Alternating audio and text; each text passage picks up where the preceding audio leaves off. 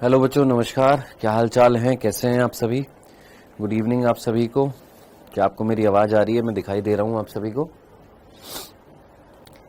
Good evening बच्चों, good evening. क्या हाल चाल हैं, कैसे हैं आप सभी?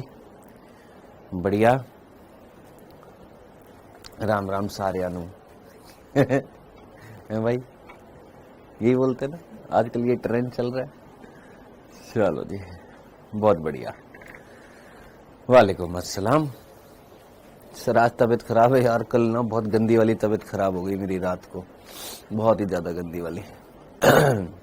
चल आइए स्टार्ट करते बेटा। हमारा चैप्टर चल रहा था सेल। अभी हम लोग धीरे धीरे पढ़ रहे हैं, स्पीड पकड़ेंगे। अभी पढ़ना पहले स्टार्ट कर दीजिए। कई बच्चों को लगता है कि सर बहुत स्लो चल रहे, स्पीड पकड़ेंगे, टेंशन मत लीजिए। वो मेरी टेंशन है। आपकी टेंशन सिर्फ इतनी होनी चाहिए कि आपके कंसेप्ट स्ट्रांग होने चाहिए, आपकी एनसीईआरटी स्ट्रांग होनी चाहिए। एनसीईआरटी बेस्ड कोई सा भी क्वेश्चन अगर आपके पास आ रहा है तो एनसीईआरटी बेस्ड क्वेश्चन आप प्रैक्टिस करें, ठीक है। कल भी मैंने यूट्यूब पर एक क्लास ली थी जिसमें चैप्टर का नाम था मानव जनन। कई बच्चों के मैं कमेंट्स पढ़ रहा था, वो बोल रहे थे क्या सर हम ये यूट्यूब के लेक्चर भी इसको नोट डाउन करें या नहीं करें। तो मेरी आपसे रिक्वेस्ट रहेगी, आपके पास बैच है, खत्म। अब इधर उधर ऐसे वैसे ऐसे तैसे नहीं। आपके पास बैच है, उस बैच में आप पढ़ रहे हैं। जब आपके पास एक्स्ट्रा टाइम हो तो अपना सेल्फ स्टडी करो यार। समझ में आ गया? सेल्फ स्टडी करो, दूसरी चीजों पर फोकस मत करो कि सर ने यहां पर ये पढ़ा दिया, उस मैडम ने यहां पर ये पढ़ा दिया, उस सर ने यहां पर ये पढ़ा दिया। That is totally time wastage. समझिए, अगर आपको नीट में सिलेक्शन चाहिए, आपके पास बैच है, उसमें पढ़ाया जा रहा है, उसमें पूर्णतः पढ़े, सेल्फ स्टडी करे बेटा, ठीक है। आवाज नहीं आ रही? आवाज आ रही है अनिकेत कुमार, पूरी आ रही है। फिर वही बात, सर यूट्यूब वाली पीडीएफ नहीं मिली। अभी मैं एक चीज समझा रहा हूं, वो तो सुन नहीं रहा। वही चीज तो वापस से दोहरा रहा है दोस्त, फिर से वापस से वही चीज। सर यूट्यूब वाली पीडीएफ नहीं मिली। बताओ, मैं कुछ समझाने की कोशिश कर रहा हूं, वो नहीं सुनना आपने। सुनो बेटा, कौन है मेरे भाई? सुनो मेरे भाई अजीत सिंह, मैंने अभी अभी कुछ चीज समझाई है। आपके पास में बैच है, उस बैच पर फोकस करिए, ठीक है। यूट्यूब को अपनी फोन में से डिलीट कर दीजिए बस, ठीक। सर यूकैरियोट्स में मीजोसोम्स होते हैं? नहीं मेरे भाई, यूकैरियोट्स में मीजोसोम्स कब से होने लग गए? कोई मीजोसोम नहीं है। सर यहां न्यूक्लियस क्यों लिखा है? वो अभी बता रहा हूं बेटा मैं आपको, रुक जाओ। हाँ जी, चलें आइए। हम यहां पर पढ़ रहे थे बेटा प्रोकैरियोटिक कोशिका। आज डेफिनेटली इस प्रोकैरियोटिक कोशिका को हम समाप्त करने वाले हैं। हमने ये सारी चीजें पढ़ ली हैं। एक बार मैं आपको फटाफट एनसीईआरटी भी दिखा दूंगा। आगे बढ़ते हैं। इस प्रोकैरियोटिक कोशिका में अब क्या क्या बचा है। देखिए, प्रोकैरियोटिक कोशिका में अगर हम देखें तो हमने प्रोकैरियोटिक कोशिका में सबसे पहली चीज पढ़ी कोशिका आवरण। उस कोशिका आवरण में सबसे बाहरी स्तर जो थी वो हम लोगों ने पढ़ ली थी, कौन सी? ग्लाइकोकैलिक्स, ठीक है। फिर उसके बाद में उसके नीचे कौन मिल रही थी? सर कोशिका भित्ति। ये कोशिका भित्ति भी हम लोगों ने देखी थी। किसके अंदर? प्रोकैरियोटिक कोशिका में क्या देख ली थी? सर कोशिका भित्ति, सेल वॉल, ये हमने पढ़ लिया था। कल हम लोगों ने बात करी थी यहां पर इनके अंदर इसके नीचे कौन मिल रही थी? सर प्लाज्मा झिल्ली या कोशिका झिल्ली, जिसको हम जीव द्रव्य झिल्ली भी बोलते हैं, ठीक है जी। ये हम लोगों ने पढ़ ली थी। यानी हम लोगों ने कुल मिलाकर ये तीनों चीजें जो मिलकर क्या कहला रही थी? सर कोशिका आवरण, ये हम लोगों ने पढ़ लिया था, ठीक है जी। यहां तक की बात हम लोग कर चुके थे। अब बात आ रही है इसके बाद अब क्या चीज बच गई है। तो अब इसमें से कुछ सिलेक्टेड चीजें बच गई हैं जो हमें पढ़नी है। याद करिए, ये प्लाज्मा झिल्ली या जीव द्रव्य झिल्ली ने मीजोसोम्स बनाए थे, वर्ण की लवक बनाए थे, ये हम लोग कल पढ़ चुके थे, ठीक है। अब बात आ रही है सर इसके अंदर क्या बचा है। तो हमने बोला इसके अंदर बचा है कौन? सर ये कोशिका द्रव्य। इसी कोशिका द्रव्य को हमने जीव द्रव्य बोला था, जिसमें हम ये पढ़ चुके हैं, कौन? सर केंद्रकाभ। केंद्रकाभ वो क्षेत्र था जहां पर क्या मिल रहा था? जीनोमिक डीएनए, ये हम लोगों ने पढ़ा था। उसके अलावा यहां पर इस मुख्य अनुवांशिक पदार्थ के अतिरिक्त यहां पर क्या पाई जा रही थी? कुछ अतिरिक्त अनुवांशिक पदार्थ पाया जा रहा था, जिसको हमने प्लाज्मिड बोला था, जिसके दो कार्य इस चैप्टर में दे रखे थे, वो हम पढ़ चुके हैं। एक एंटीबायोटिक के खिलाफ रेजिस्टेंस दिखाना और एक संयुग्मन में यानी कॉन्जुगेशन में हेल्प करना, ये हम लोगों ने पढ़ा था। अब क्या बच गया इस प्रोकैरियोटिक कोशिका में अब क्या चीज बच गई है सर? कुल मिलाकर ये बता दीजिए इस प्रोकैरियोटिक कोशिका में। अच्छा, और क्या क्या पढ़ा था हमने? अंतःवृष्ट पिंड पढ़ा था, अगर आपको याद आ रहा हो। क्या पढ़ा था सर? अंतःवृष्ट पिंड पढ़ा था। अंतःवृष्ट पिंड जिसको हमने इंक्लूजन बॉडी बोला था, साइनोफाइशियन स्टार्च, ग्लाइकोजन कणिकाएं, फॉस्फेट कणिका, ये सब हम पढ़ चुके हैं। हाँ जी सर, एनसीईआरटी हाईलाइट करवा दिया करो। तो बावला तो नहीं है, हिला पड़ा है दिमाग बेटा। आते ही आते ऊट पटांग चीजें करना, लिखना है अरहम पठान। ये क्या है बेटा? ये क्या है? एनसीईआरटी हाइलाइट्स ही तो है। सारी की सारी चीजें कवर करा तो रहा हूं, और क्या चाहिए बेटा? सारी की सारी चीजें कवर करा रहा हूं, फिर भी पता नहीं क्यों बेचैनी है तुम्हारे अंदर। सब कुछ तो करा रहा हूं, सारी चीजें बता तो रहा हूं। सर ग्लाइकोकैलिक्स पारगम्य होती है? नहीं, ग्लाइकोकैलिक्स नहीं, कोशिका भित्ति पारगम्य होती है बेटा।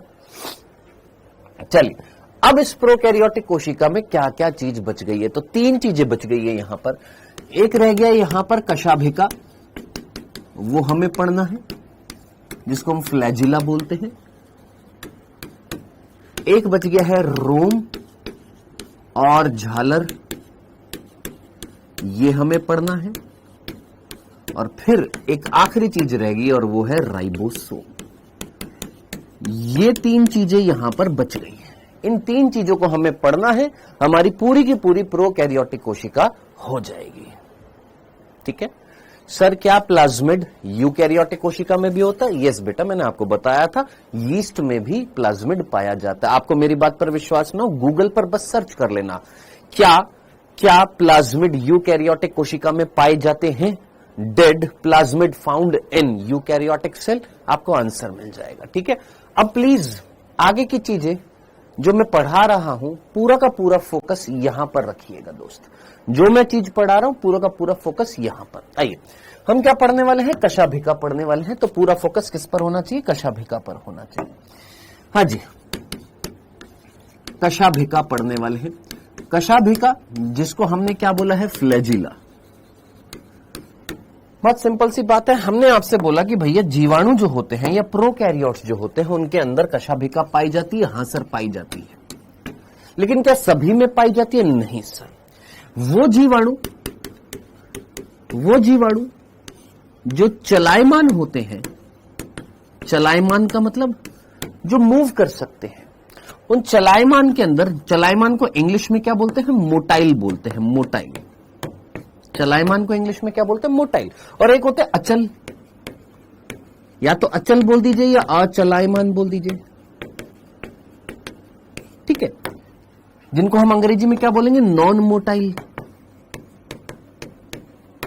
ठीक है, अब बात आ रही है, हमारे जीवाणु 2 प्रकार के होते हैं, एक वो जो चलायमान है, एक वो जो चलायमान नहीं है।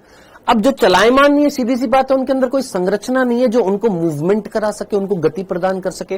तो जो चलायमान होते हैं उनके अंदर क्या मिलता है? तो सीधी सी बात है, जो चलायमान होते हैं उनके अंदर पाया जाता है कशाभिका। और ये कशाभिका जो होता है, ये कशाभिका जो होता है, ये क्या प्रदान करता है? गति प्रदान करता है। क्या प्रदान करता है सर? गति प्रदान करता है। सिंपल सा बिंदु है, एनसीईआरटी बेस्ड चीज पढ़नी है। सिंपल सा, क्या गति प्रदान कर रहा है? कौन? कशाभिका। मूवमेंट प्रोड्यूस कर रहा है, या हम सीधा बोलेंगे ये रिस्पॉन्सिबल है किस चीज के लिए? मूवमेंट के लिए।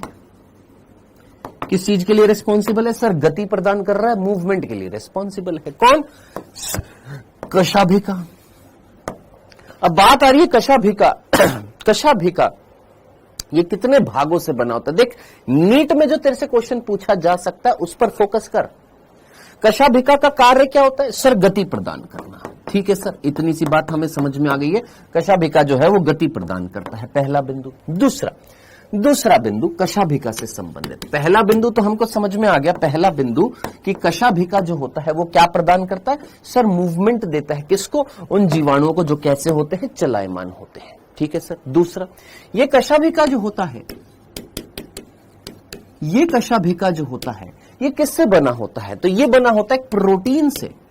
कशाभिका निर्मित होता है किससे? एक प्रोटीन से। ये निर्मित होता है किससे? प्रोटीन से। और वो प्रोटीन का नाम आपने याद रखना है, उसका नाम है फ्लैजिलिन।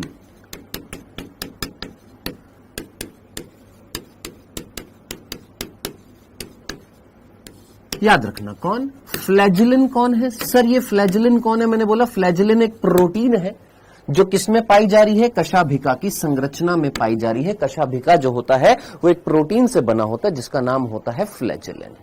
ठीक है, ये अरुण खुशवा को क्लास से बाहर निकाल देना जरा जल्दी से। हाँ जी, तीसरा बिंदु ध्यान से सुनिएगा। तीसरा बिंदु, पहला बिंदु क्लियर हो गया, कशाभिका क्या प्रदान कर रहा है? गति प्रदान कर रहा है। दूसरा बिंदु, कशाभिका किससे बना होता है? सर कशाभिका जो है एक प्रोटीन से बना होता है जिसका नाम होता है फ्लैजिलिन। एक विकास डॉन को क्लास से बाहर कर दीजिएगा। तीसरा बिंदु जरा ध्यान से सुनिएगा, ये कशाभिका किससे बना होता है? कशाभिका जो होता है, ये कशाभिका जो होता है इसके 3 भाग होते हैं।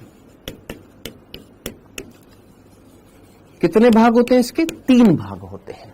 3 भाग कौन कौन से होते हैं? ध्यान से सुनिएगा, 3 भाग कौन कौन से होते हैं? पहला भाग होता है तंतु, दूसरा होता है अंकुश और तीसरा होता है आधारीय काय। सर हिंदी में तो लिख दिया, इंग्लिश में क्या बोलते हैं? इसको बोलते हैं फिलामेंट, तंतु को बोलते हैं हुक और आधारीय काय को हम बोलते हैं बेसल बॉडी। ये 3 भाग जो होते हैं ये मिलकर किसका निर्माण करते हैं? सर फ्लैजिला का। सर ऐसे समझ में नहीं आ रहा, संरचना दिखा दीजिए या बना दीजिए। मैंने कहा पहले देख लो संरचना, किस प्रकार की संरचना होती है फ्लैजिला की, पहले मैं वो दिखा देता हूं। तो अगर फ्लैजिला की स्ट्रक्चर अगर हम देखें तो ये हमारा फ्लैजिला के 3 भाग होते हैं। अगर आप ध्यान से देखेंगे, ये जो भाग जो आपको यहां पर दिखाई दे रहा है, ये पूरा पोर्शन जो है इसको हम बोलते हैं आधारीय काय।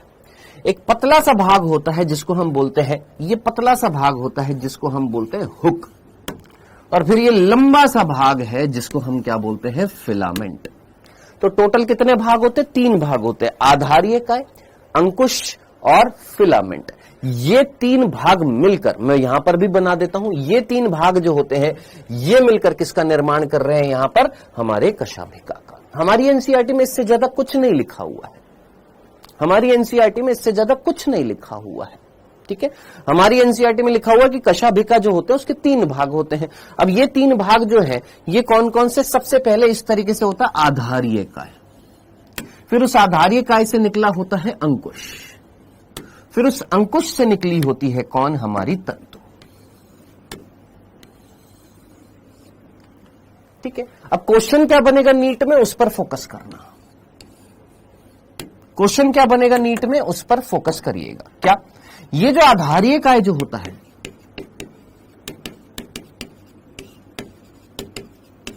ये है अंकुश और ये है तंतु। क्वेश्चन बनेगा इन 3 भाग में से सबसे बड़ा भाग कौन सा होता है? हमारे कशाभिका का। हमारे कशाभिका का सबसे बड़ा भाग कौन सा होता है? तो ये चीज हमारी एनसीईआरटी में मेंशन है। तो आपने याद रखना, इन 3 भागों में से सबसे बड़ा भाग जो होता है, जो देखने से भी पता लग रहा है कि सबसे लंबा और सबसे बड़ा भाग जो है वो कौन है? तंतु है। तो यहां से प्रश्न बनेगा, ये आपने याद रखना है, ये सबसे बड़ा भाग है।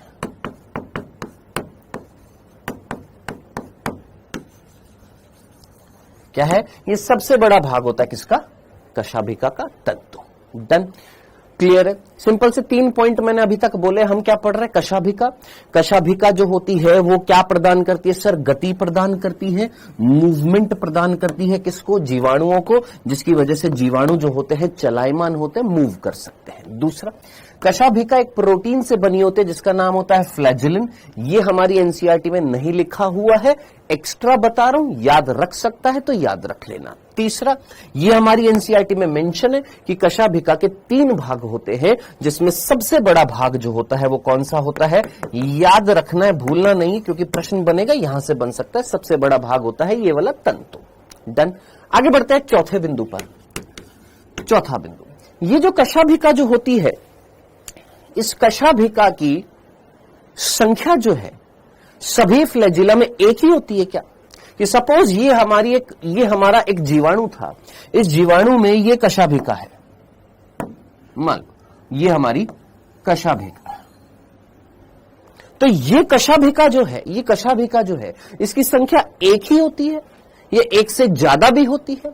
क्या ये छोटी होती है, बड़ी होती है, कैसी होती है, किस प्रकार की होती है? तो यहां पर चौथा बिंदु जो समझना था वो ये कशाभिका कितनी मोटी होती है, कितनी पतली होती है। तो याद रखना, कोशिका भित्ति जितनी पतली होती है, कोशिका भित्ति जैसी पतली संरचना होती है।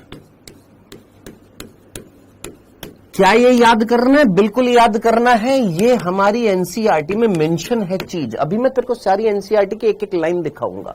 ये याद रखना है क्या कि ये जो कशाभिका जो होती है, कौन? कशाभिका। ये कशाभिका कोशिका भित्ति जैसी पतली संरचना होती है, पतली संरचना होती है और लंबी होती है।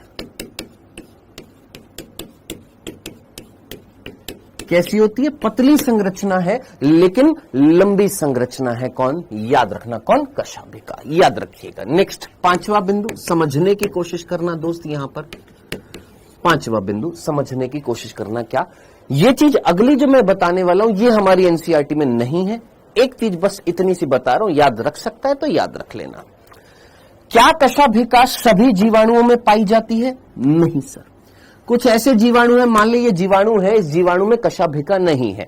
ऐसे जीवाणुओं को हम क्या बोलते हैं? एट्राइकस। एट्राइकस का मतलब यहां पर कोई कशाभिका अनुपस्थित, मतलब कशाभिका नहीं है, कशाभिका अनुपस्थित है। ठीक है, पहला बिंदु। दूसरा, सर इस वाले जीवाणु में, मैंने बोला इस वाले जीवाणु को देख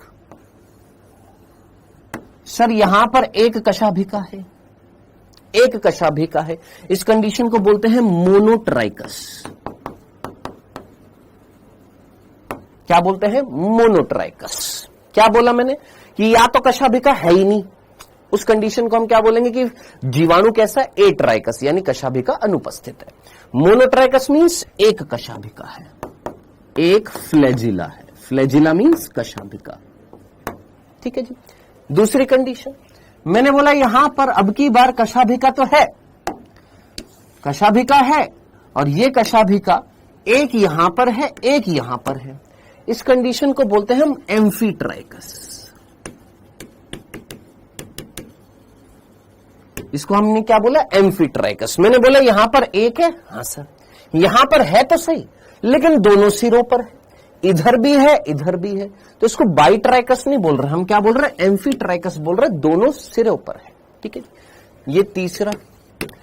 चौथा, मैंने बोला ये हमारी जीवाणु, और इस पर पूरी संरचना जो है उस पर क्या पाई जा रही है? कशाभिकाएं पाई जा रही है। पूरी क्या पाई जा रही है? यहां पर कशाभिकाएं पाई जा रही है।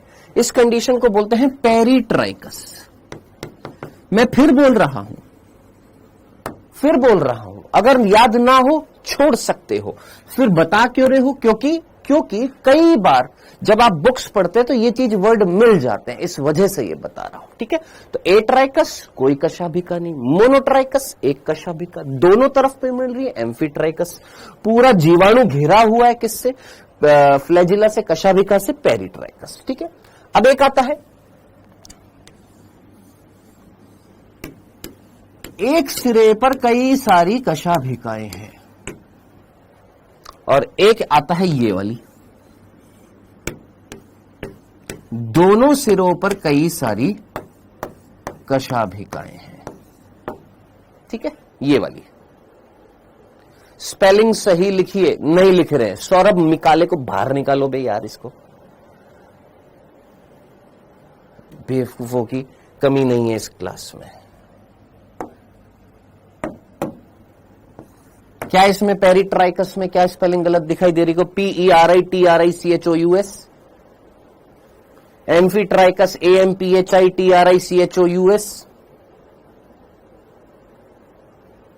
तो यहां पर स्पेलिंग चेक करने आए या पढ़ने आए? यहां पर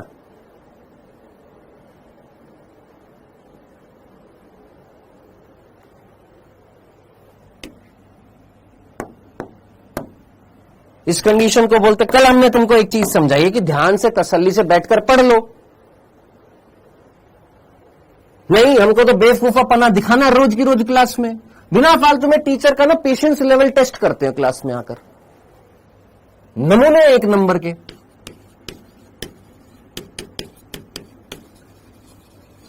लोफोट्राइकस, इस कंडीशन को हम क्या बोलते हैं?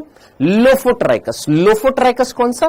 जब एक जीवाणु के अंदर बहुत सारे कशाभिका एक जगह पर उपस्थित होते हैं, इस कंडीशन को हम क्या बोलते हैं? लोफोट्राइकस। अब आप में से कोई मुझे बता सकता है इस कंडीशन को क्या बोलते हैं? इस कंडीशन को क्या बोलते हैं?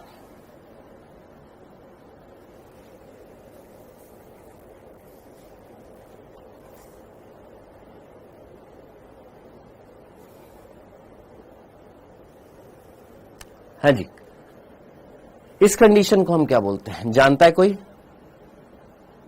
सर वर्ण की लवक कब पढ़ाएंगे? इनका नाम नोट करो बे यार, इनका नाम नोट करो। कौन है? शुभम कुर्मी। सर वर्ण की लवक कब कराएंगे? वर्ण की लवक अगले साल कराएंगे तुमको। हाँ जी, इसको हम क्या बोलते हैं? पॉलीट्राइकस, लोफोट्राइकस, एम्फीट्राइकस, हाँ जी, सिफेलोट्राइकस। इस कंडीशन को हम क्या बोलते हैं? सिफेलोट्राइकस। ठीक है, अब एक चीज सुन लीजिएगा, कई सारे लोग क्या करते हैं, इस कंडीशन को सिफेलोट्राइकस भी बोल देते हैं और इस कंडीशन को लोफोट्राइकस भी बोल देते हैं। कई बार आपको कुछ बुक्स में लिखेगा ये वाली कंडीशन सिफेलोट्राइकस, ये वाली लोफोट्राइकस। कुछ बुक्स में दिखेगा ये वाली कंडीशन लोफोट्राइकस, ये वाली कंडीशन सिफेलोट्राइकस।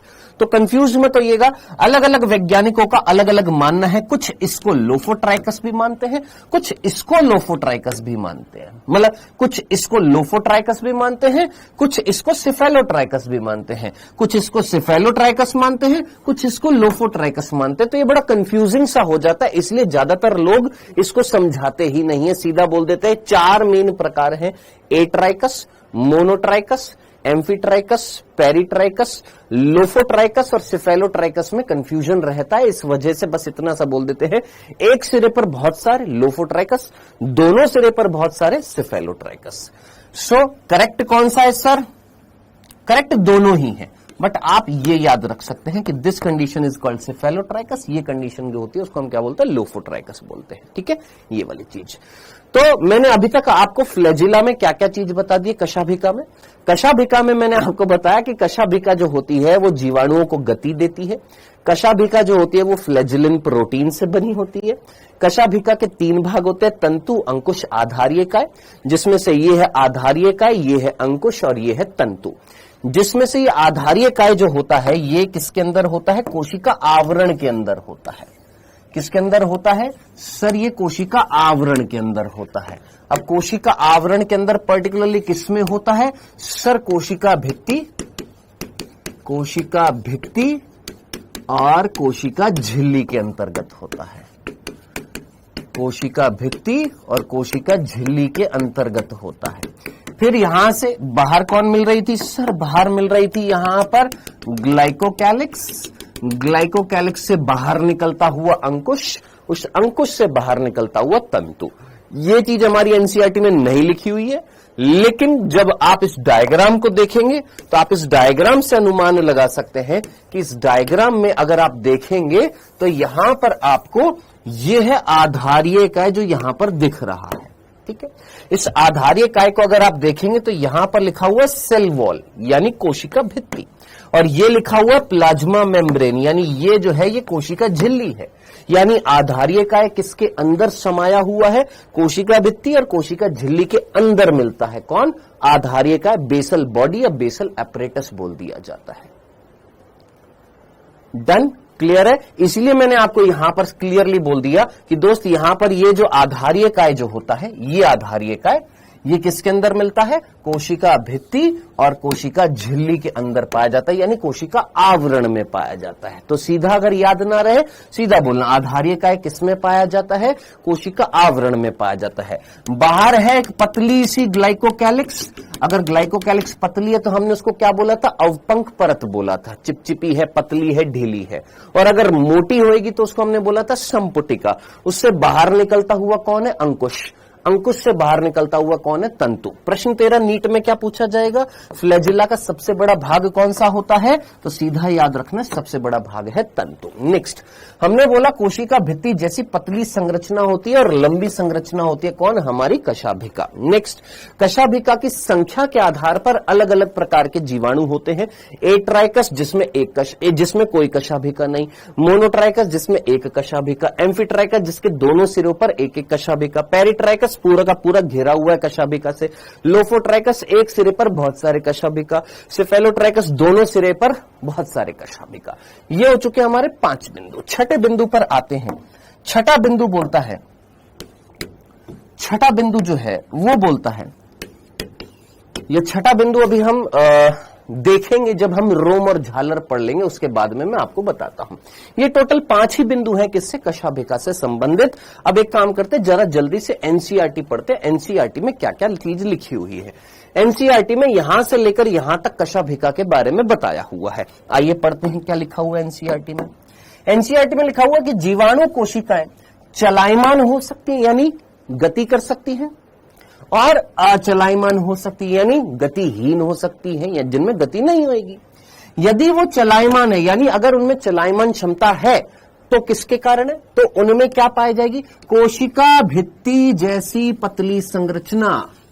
इस वर्ड पर फोकस करना क्योंकि प्रश्न बनेगा। कोशिका भित्ति जैसी पतली संरचना को प्रोकैरियोटिक कोशिका में क्या कहा जाता है? तो एनसीईआरटी में साफ साफ लाइन लिखी हुई है कि कशाभिका कैसी होती है? कोशिका भित्ति जैसी पतली संरचना होती है। इसीलिए मैंने यहां पर स्पेसिफिकली लिख दिया कि दोस्त यहां से प्रश्न बनने की संभावना है, इंपॉर्टेंट भी लगा दिया। कोशिका भित्ति जैसी पतली संरचना कौन है? कशाभिका है। याद रखना इस लाइन को जो एनसीईआरटी में दे रखी है। नेक्स्ट, कशाभिका कहते हैं। चल, जीवाणु में कशाभिका की संख्या और विन्यास का क्रम भिन्न भिन्न होता है। अभी मैंने तेरे को दिखाया, अलग अलग संख्या अलग अलग क्रम में लगी हुई है। एट्राइकस एक भी नहीं है, मोनोट्राइकस एक है, लोफोट्राइकस बहुत सारी है एक सिरे पर, एम्फीट्राइकस दोनों सिरों पर एक एक है, पेरिट्राइकस सारी जगह मिल रही है, सिफेलोट्राइकस दोनों सिरों पर कई सारे हैं। बोला ना, यानी उनका संख्या, मोनोट्राइकस एक, एम्फीट्राइकस 2, पेरिट्राइकस बहुत सारी है ना, यानी उनकी संख्या भी अलग अलग है और उनका विन्यास का क्रम भी क्या होता है? अलग अलग होता है। डन। नेक्स्ट, जीवाणु कशाभिका जो होती है फ्लैजिलम या फ्लैजिला, कई बच्चे बोलते हैं सर फ्लैजिलम लिखा हुआ है। फ्लैजिलम मीन्स एक, फ्लैजिला मीन्स कई सारी। सिंपल याद रखना, क्या फ्लैजिलम या फ्लैजिला एक ही चीज है, कोई अलग नहीं है। 3 भागों में बटा होता है। कौन कौन सा? एक है तंतु, एक है अंकुश और एक है आधारीय शरीर। आप बोलेंगे सर आधारीय काय बोला था। काय का मतलब क्या होता है? काय को हम इंग्लिश में बोलते हैं बॉडी, और बॉडी को हम हिंदी में दूसरा नाम क्या देते हैं? शरीर। तो शरीर बोल दीजिए या काय बोल दीजिए, या तो शरीर बोल दीजिए या काय बोल दीजिए, एक ही चीज। नेक्स्ट, अब तंतु जो है वो यहां पर हाईलाइट कर दिया मैंने कि सबसे बड़ा भाग कौन है? तंतु जो है वो कशाभिका का सबसे बड़ा भाग होता है। और कहां पर मिल रहा है? जरा सोच, वो कहां पर मिलेगा? ये तो बताने वाली चीज ही नहीं थी। लॉजिकली अगर तू सोचेगा, यहां पर ये तंतु कहां मिल रहा है? सेल के बाहर मिलेगा कि अंदर मिलेगा? ऑब्वियस ही बात है, सेल के बाहर पाया जा रहा है। तो यही चीज लिखी हुई है यहां पर, क्या कि यह कोशिकीय सतह के बाहर की ओर फैला होता है। खत्म। इतना सा दे रखा था कशाभिका। बता, इतनी सी बात दे रखी है किसमें? कशाभिका में। पेग नंबर प्लीज, अंग्रेजी तो देख ले। पेग नंबर पीगी होता है क्या? है, पेज लिखना नहीं आता तेरे को? पेज नंबर, हाँ जी, एनसीईआरटी खोल। उस एनसीईआरटी में तेरे पेज नंबर जो है 91 है या 90 है, शायद 90 या 91 में है, नई एनसीईआरटी में। सर बेसल बॉडी घूमने जैसी स्ट्रक्चर होती है? हाँ जी मेरे भाई। सर प्लीज मैसेज देखा करिए बेटा। साधना, अगर मैं सिर्फ मैसेज देखूंगा तो फिर वहीं बात आकर अटक जाती है बेटा, है ना। सर इनको मूवमेंट के लिए एनर्जी चाहिए होती है, बिल्कुल चाहिए होती है, और वो एनर्जी कौन प्रोवाइड करेगा? मीजोसोम प्रोवाइड करेंगे। ठीक है, ये था हमारा कौन, हमें पढ़ना था क्या सर? प्रोकैरियोटिक कोशिका में कशाभिका। ये हमने पूरा का पूरा पढ़ लिया कशाभिका। इससे संबंधित कोई भी प्रश्न अब बाहर नहीं जाएगा अगर आपका फुल फोकस ध्यान से सुनने पर है। बाकी स्पैम करना आप करते रहिए, कोई दिक्कत नहीं है। आप अपने ही आपको नुकसान पहुंचा रहे हैं और कुछ नहीं। कल भी मैंने आपको एक चीज समझाई थी कि पढ़ो और पढ़ाने दो। मैं पढ़ा रहा हूं, सुनो। इलॉजिकल डाउट्स आते हैं, बिल्कुल आते हैं, बिल्कुल आते हैं। आपकी जगह अगर मैं होता तो मेरे को भी आते, लेकिन फोकस करिए कि ऐसे इलॉजिकल डाउट्स को साइड में रखकर जो एनसीईआरटी में चीज है उसकी एक एक लाइन को समझे, बस। सर क्या मीजोसोम्स को माइटोकॉन्ड्रिया बोल सकते हैं? ऐसे थोड़ा ना, हमारे खुद का राज थोड़ा ना, घर का राज थोड़ा ना कि मीजोसोम को माइटोकॉन्ड्रिया बोल दे। हम ये बोलेंगे माइटोकॉन्ड्रिया जैसा फंक्शन कर रहा, बट माइटोकॉन्ड्रिया थोड़ा ना बोलेंगे। चलिए, एलपीएसएम डिस्क मिलती है, बिल्कुल मिलती है, उसकी कोई जरूरत नहीं अभी। ठीक है, चलिए, ये था हमारा कशाभिका। नेक्स्ट अगले पर आता है, वो है रोम और झालर। ये हमारा कशाभिका हो गया है। नेक्स्ट पर आते हैं रोम और झालर। यहां पर 5 बिंदु बन रहे थे, किससे? कशाभिका से। नेक्स्ट आते हैं रोम और झालर, एक साथ ही पढ़ेंगे। रोम और फिर उसके बाद में पढ़ेंगे झालर। रोम को अंग्रेजी में क्या बोलते हैं? पेलाई। झालर को बोलते हैं फिम्ब्री। ठीक है, तो ये पढ़ने वाले हैं। सबसे पहले बात करते हैं रोम की, आइएगा जनाब, फिर बात करेंगे झालर की। चलिए जी, सबसे पहले रोम की बात करेंगे। इसके बारे में हल्की फुल्की चीज मैं आपको बता चुका हूं। जो चीज पढ़ने लायक है और जो चीज समझने लायक है वो ये क्या, देखिएगा। मैंने बोला अगर ये एक बैक्टीरिया है तो इस बैक्टीरिया में ये है कौन? कशाभिका। कौन है ये? कशाभिका। नेक्स्ट,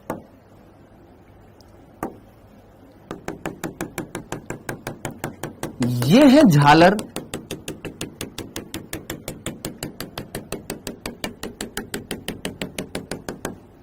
और ये है फिम्ब्री, ये सॉरी, ये है रोम। ठीक है, तो जरा सोच समझकर आप मुझे बताइए, संख्या और आकार में आपसे कहूं, बहुत सिंपल सा प्रश्न बनेगा यहां पर। यह है कौन सर? इसको हमने क्या बोला सर? कशाभिका। मैंने कहा ठीक है। इसको हमने क्या बोला? यह है रोम, हिंदी में रोम, इंग्लिश में पेलाई, इसको इंग्लिश में फ्लैजिला। इसको क्या बोलेंगे सर? इनको हम बोलेंगे झालर, फिम्ब्री। ठीक है, अब यहां पर बहुत सिंपल सा प्रश्न आ रहा है।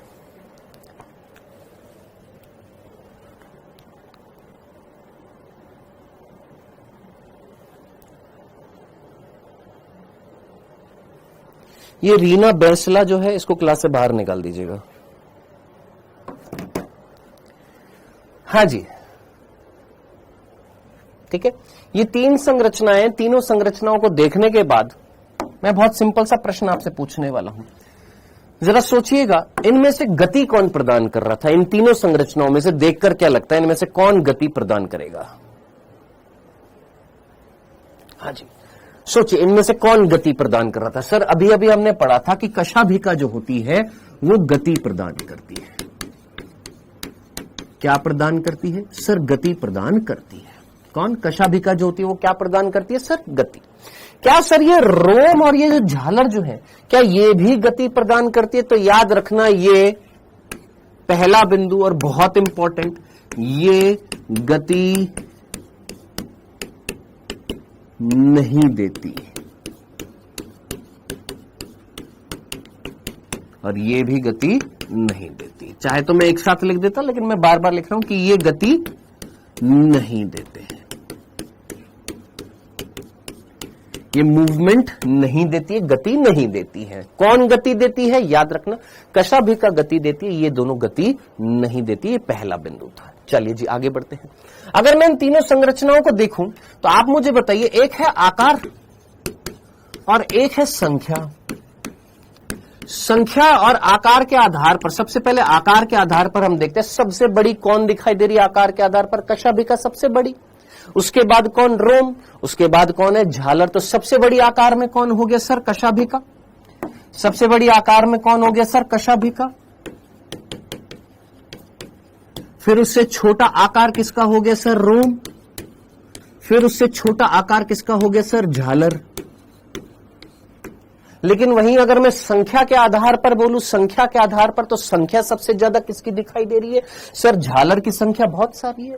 उससे कम कौन है सर? रोम है। और बहुत कम है कौन? कशाभिका। तो यहां पर संख्या के आधार पर सबसे ज्यादा कौन है सर? संख्या के आधार पर सबसे ज्यादा कौन है सर? झालर। फिर कौन है सर? रोम। और फिर लास्ट में कौन है सर? कशाभिका।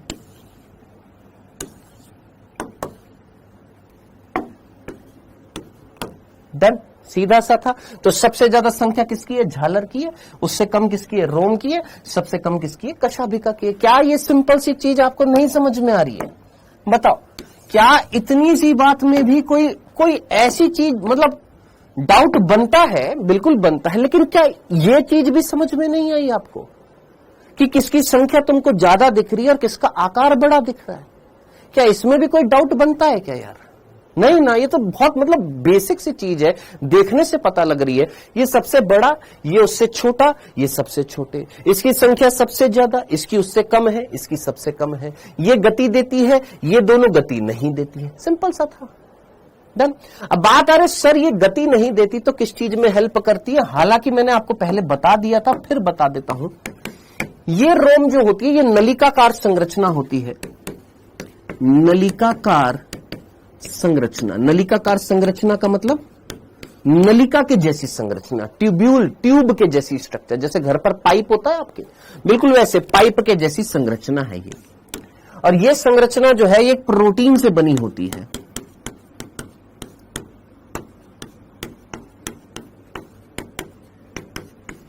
अब आप मुझे बताएं, देखते हैं कितने बच्चे बता पाएंगे, क्योंकि ये चीज मैंने आपको पहले भी बताई है। ये कौन से प्रोटीन से बनी होती है? देखते हैं। ये चीज मैंने आपको सेकंड लेक्चर में बताई थी कि ये जो होती है एक प्रोटीन से बनी होती है। उस प्रोटीन का नाम क्या था? कोई भी बालक अगर बताना चाहता है बता सकता है। वेल डन, बहुत ही बढ़िया। ये एक प्रोटीन से बनी होती है और उस प्रोटीन का नाम जो है उसका नाम क्या था? पिलिन था। कौन सा प्रोटीन है? पिलिन प्रोटीन से बनी होती है। अब आप मुझे बताइए, कशाभिका कौन से प्रोटीन से बनी हुई थी? ये कशाभिका कौन से प्रोटीन? नाम में क्या है? फ्लैजिला। तो कौन सा प्रोटीन? फ्लैजिलिन। नाम में क्या है? पिलाई। तो कौन सा प्रोटीन? पिलिन। सिंपल। ये पिलिन प्रोटीन से, ये फ्लैजिलिन प्रोटीन से। सिंपल सी चीज याद रखनी है।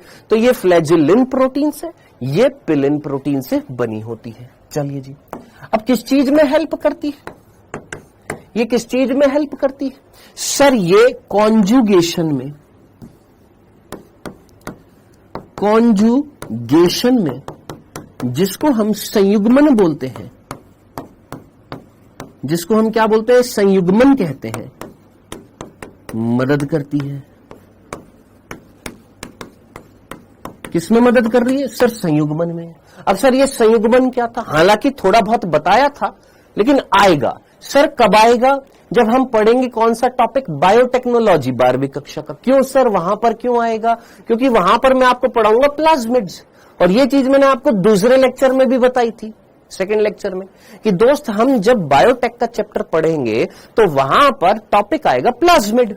और जब प्लाज्मिड आएगा तो मैं आपको कई प्रकार के प्लाज्मिड पढ़ाऊंगा, जिसमें एक एफ प्लाज्मिड पढ़ेंगे, आर प्लाज्मिड पढ़ेंगे, कॉल प्लाज्मिड पढ़ेंगे, टीआई प्लाज्मिड पढ़ेंगे, आरआई प्लाज्मिड पढ़ेंगे, पीबीआर 322 पढ़ेंगे। ये सारे प्लाज्मिड पढ़ेंगे। तो वहां जब प्लाज्मिड पढ़ेंगे तो वहां पर अच्छे से समझ में आएगा क्या? कॉन्जुगेशन। अभी सिर्फ इतना सर, कॉन्जुगेशन क्या होता है? बहुत सिंपल तरीके से कि भैया ये अगर एक जीवाणु है तो इस जीवाणु में अगर ये रोम मिल रही है, रोम है, वही चीज रिपीट कर रहा हूं जो उस दिन सेकंड लेक्चर में करी थी। इसके अंदर रोम मिल रही है और इस बैक्टीरिया में रोम नहीं मिल रही है, और अगर ये दोनों एक दूसरे के संपर्क में आते हैं तो ये रोम एक्सटेंड हो जाती है, मतलब बढ़ जाती है और दोनों को जोड़ देती है, कनेक्शन बैठा देती है दोनों में, जिससे यहां का आनुवांशिक पदार्थ यहां जा सकता है। बस इतना सा बताया था। अभी के लिए इतने से चीज समझ लेना कि कॉन्जुगेशन का मतलब कि दो बैक्टीरिया को जोड़ रही है, दो बैक्टीरिया के जीव द्रव्य को जोड़ रही है। क्या ये कॉन्जुगेशन मींस? दो बैक्टीरिया के जीव द्रव्य को जोड़ रही है। कौन? आपकी रोम। बस इतना सा। तो ये 3 बिंदु आपने याद रखने की। रोम गति प्रदान नहीं करती, रोम नलिकाकार संरचना है जो विशेष प्रकार के प्रोटीन से बनी होती है। ये प्रोटीन हमारी एनसीईआरटी में नहीं लिखा हुआ है, ये एनसीईआरटी में नहीं लिखा हुआ। एनसीईआरटी में क्या लिखा हुआ है कि ये एक विशेष प्रकार के प्रोटीन से बनी होती है। तो आप पूछेंगे क्या क्वेश्चन आएगा नीट में? नहीं आएगा, लेकिन याद रखना चाहते तो याद रख लेना, उस प्रोटीन का नाम पिलिन प्रोटीन है। ये संयुग्मन में हेल्प करती है, यानी कॉन्जुगेशन में हेल्प करती है। डन। चलिए जी, ये था रोम। तीसरे पर आते हैं, यानी इस पर झालर पर। ये भी गति प्रदान नहीं कर रहे थे। सर ये गति प्रदान नहीं करते, तो फिर ये क्या काम करते हैं? अब यहां से प्रश्न क्या बनेगा? ये लघु शूक जैसी संरचना होती है।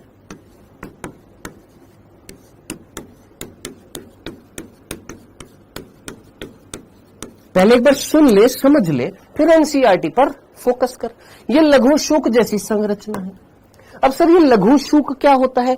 ये वर्ड हमारी एनसीईआरटी में दे रखा है, बिल्कुल दे रखा है। यहां पर देख, ये वर्ड हमारी एनसीईआरटी में दे रखा है, बिल्कुल दे रखा है। देख, झालर लघु शूक जैसी तंतु होती है, यानी लघु शूक जैसे फाइबर होते हैं। अब ये लघु शूक क्या होता है?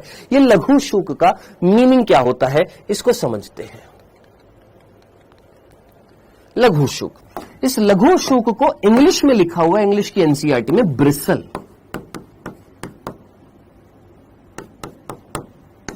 क्या लिखा हुआ? ब्रिसल। ब्रिसल। सर ये ब्रिसल क्या होता है? आप मुझे बताइएगा, सोच समझकर मुझे बताइएगा। आप ब्रश करते हैं? हाँ सर। उस ब्रश जब आप करते हैं तो उस ब्रश में दातुन जो होता है, ब्रश जो होता है, उसमें इस तरीके से छोटे फाइबर्स निकले हुए। सिंपल। आप जो ब्रश करते हैं उसमें छोटे इस तरीके से फाइबर्स निकले हुए, तंतु निकले हुए। ये छोटे छोटे तंतु जो निकले होते हैं, इन्हीं को हम क्या बोलते हैं? ब्रिसल्स कहते हैं। क्या बोलते हैं? ब्रिसल कहते हैं। ब्रिसल। ब्रिसल का मतलब लघु, शूक का मतलब लघु मींस छोटे, और शूक का मतलब होता है बाहर निकली हुई संरचना। यानी एक ब्रश था और उस ब्रश पर छोटी छोटी तंतु में संरचना जो बाहर निकल रही है, इनको हम क्या बोलते हैं? लघु शूक बोलते हैं। Hair like structure, simple English का वर्ड है, हेयर लाइक स्ट्रक्चर। डन।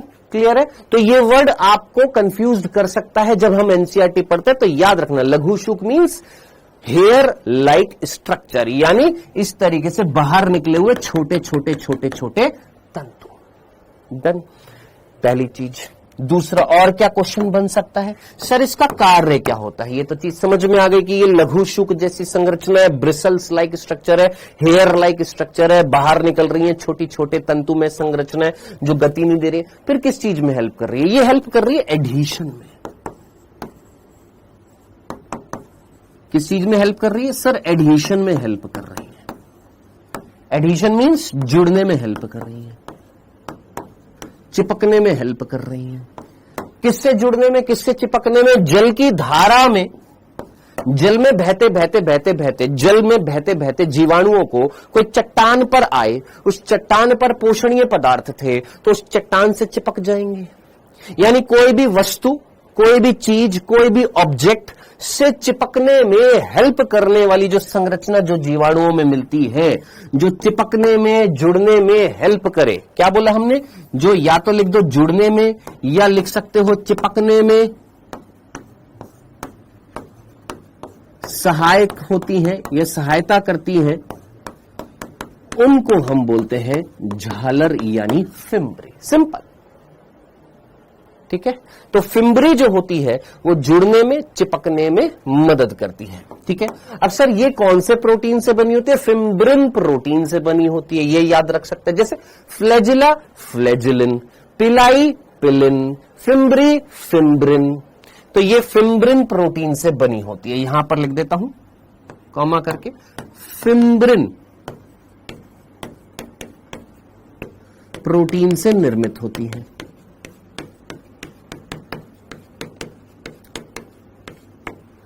ठीक है।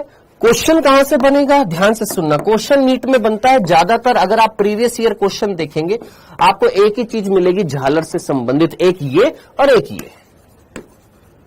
क्या झालर गति देते? नहीं सर। झालर किस चीज में हेल्प करते हैं? सर एडिशन में, यानी जुड़ने या चिपकने में मदद करते हैं किसी ठोस ऑब्जेक्ट से, किसी ठोस वस्तु से। लघु शुक जैसी संरचना, सिंपल सा बिंदु था। ये हमारा समाप्त होता है क्या? रोम और झालर। अब एक काम करते हैं, जो एनसीईआरटी में लिखा हुआ है यहां से यहां तक इसको पढ़ लेते हैं और फिर आगे बढ़ते। आइएगा, देखिए क्या लिखा हुआ है। हमने यहां से यहां तक क्या पढ़ा था? सर कशाभिका पढ़ी। यहां से यहां तक क्या लिखा हुआ है? रोम और झालर लिखा हुआ है। पढ़ लेते हैं क्या लिखा हुआ। जीवाणुओं की सतह पर पाई जाने वाली संरचना। अब जीवाणुओं की सतह पर एक तो कशाभिका मिल रही थी, और क्या मिल रहा है जीवाणु की सतह पर? रोम और झालर मिल रहे हैं, ठीक है, जिनका जो गति में सहायता नहीं करते हैं। याद रखना ये इंपॉर्टेंट है, इसको आप हाईलाइट करेंगे। यहां पर हाईलाइटेड नहीं है ये, प्लीज आप इसको हाईलाइट करेंगे। ये गति में सहायक नहीं होती, ये बहुत इंपॉर्टेंट था, यहां पर इसको हाईलाइट करेंगे आप, ठीक है। नेक्स्ट, रोम जो है मैंने आपको बताया था नलिकाकार संरचनाएं होती हैं। लंबी है किससे? झालर से लंबी है, लेकिन छोटी है किससे? कशाभिका से। याद रखना कशाभिका से तो छोटी है लेकिन झालर से लंबी है, ठीक है। तो लंबी नलिकाकार संरचना होती है जो विशेष प्रोटीन से बनी होती है। विशेष प्रोटीन यहां पर नहीं लिखा हुआ, आप जानते हैं कौन सा? पिलिन प्रोटीन। खत्म। झालर की बात। झालर लघु शूक जैसे तंतु होते, ब्रिसल लाइक स्ट्रक्चर होती है, ये मैंने आपको बता दिया है, जो कोशिका से बाहर प्रवर्धित, प्रवर्धित का मतलब होता है निकलना, प्रवर्धन का मतलब होता है बाहर निकलना, तो बाहर निकलती है, यानी कोशिका से बाहर निकली हुई संरचनाएं होती हैं। कुछ जीवाणुओं में यह उनकी पानी की धारा में पाई जाने वाली चट्टान या पोषक ऊतकों से चिपकने में सहायता प्रदान करती है। खत्म, डन। ये था पेज नंबर 91 पर। कौन सा पेज नंबर था? 91 पेज नंबर पर था।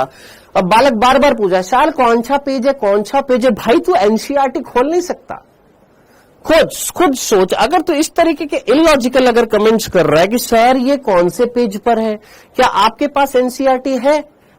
अगर है तो आप उस एनसीईआरटी को खोलकर ये इतने से 2 पैराग्राफ नहीं खोल सकते? क्या ये भी बताना पड़ेगा कौन से पेज पर है? पेज नंबर 91 पर है नई एनसीईआरटी, पुरानी एनसीईआरटी में 129 पर है, ठीक है। सर रोम और झालर सभी में मिलता है? नहीं। कशाभिका सभी में मिलती है? नहीं। याद रखना ये विशिष्ट लक्षण है? नहीं। विशिष्ट लक्षण मैंने आपको 2 बताए थे प्रोकैरियोटिक कोशिकाओं के। क्या बताए थे? याद कर, मीजोसोम्स और अंतःवृष्ट पिंड, ये 2 हैं हर एक प्रोकैरियोट में मिलने वाली संरचना। डन। चले, अब इसके बाद नेक्स्ट हेडिंग जो आती है वो आती है राइबोसोम और अंतःवृष्ट पिंड। मुझे बताइए, क्या मैं आपको अंतःवृष्ट पिंड बताऊं? ये हमने पढ़ लिया। कोई बालक है जिसको पता है क्या हमने ये अंतःवृष्ट पिंड पढ़ा है या नहीं पढ़ा? हाँ जी,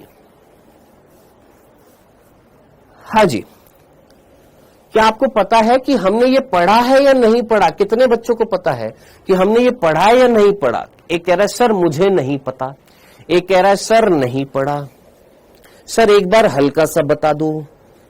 चलिए जी, बिल्कुल भी नहीं बताएंगे, बिल्कुल भी नहीं बताएंगे, क्योंकि ऑलरेडी हम ये पढ़ चुके हैं। हमें पढ़ना है ये जो बहुत इंपॉर्टेंट है। कौन? राइबोसोम। तो आइए पढ़ते हैं क्या राइबोसोम। आखिरी चीज जो पढ़नी है, मैंने आपको बताया था क्या क्या पढ़ना है। सर कशाभिका पढ़नी है, पेट देख लिया, रोम झालर देख लिया, अब क्या बच गया सर? आखिरी चीज प्रोकैरियोट्स में, और वो है राइबोसोम। आइए बात करते हैं किसकी? राइबोसोम की। लास्ट टॉपिक प्रोकैरियोटिक सेल का, दैट इज राइबोसोम।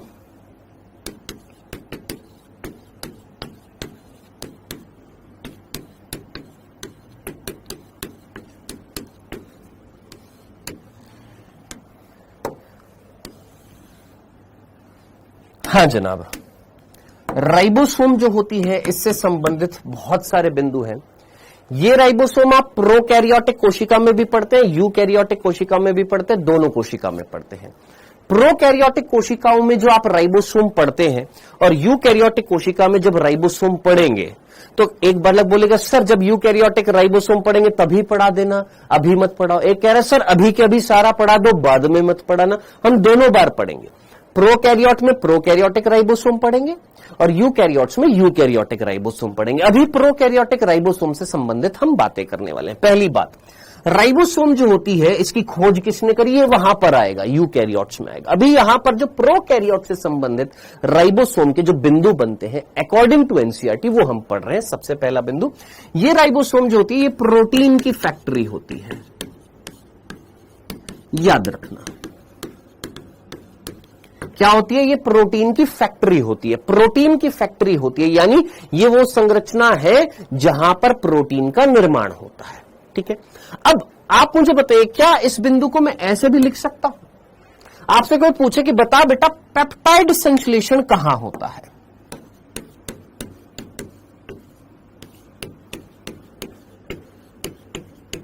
पेप्टाइड संश्लेषण कहां होता है?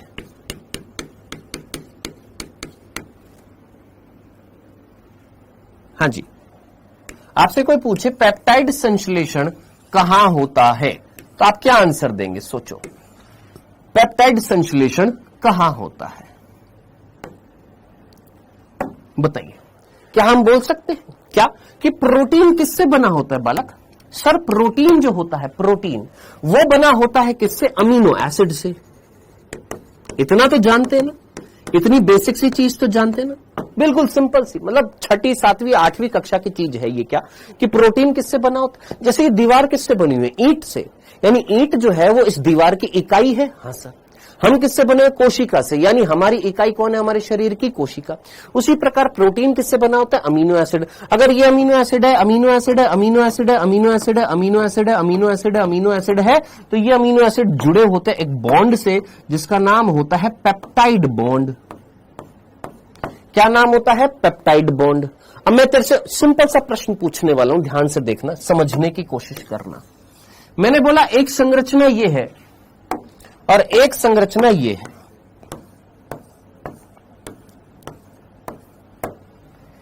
इनमें से, इन दोनों में से कौन सी संरचना है जहां पर पेप्टाइड बॉन्ड का फॉर्मेशन हुआ? क्या यहां पर तेरे को पेप्टाइड बॉन्ड बनता हुआ दिखाई दे रहा है? नहीं सर। यहां पर तेरे को पेप्टाइड बॉन्ड बनता हुआ दिखाई दे रहा है? हां सर।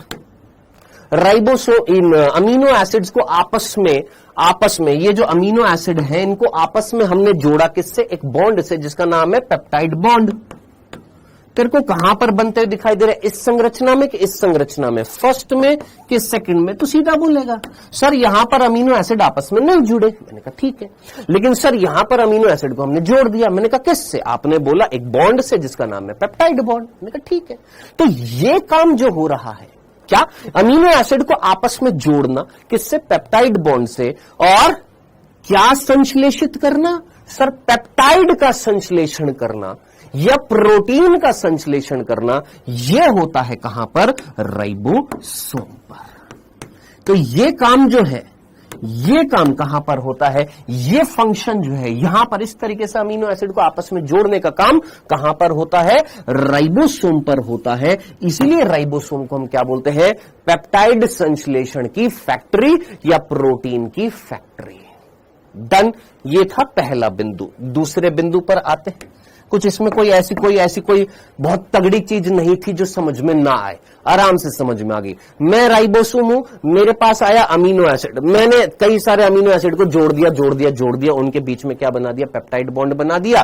तो मैं क्या कहलाऊंगा? प्रोटीन की फैक्ट्री। प्रोटीन किससे बना हुआ है? सर बहुत सारी पेप्टाइड बंध जो है वो किसके बीच में लग गए हैं? अमीनो एसिड्स के बीच में। डन। दूसरा बिंदु समझने की कोशिश करिएगा। आपसे अगर कोई पूछे प्रोकैरियोट्स में ये राइबोसोम कहां पर पाए जाते हैं, तो सबसे दूसरा बिंदु जो है, एक तो ये हो गया, क्या बताइए, जल्दी से बताइए, राइबोसोम जो होते हैं क्या इनके ऊपर झिल्ली होती है या नहीं होती है? सर आवाज नहीं आ रही है। Hello hello hello hello hello.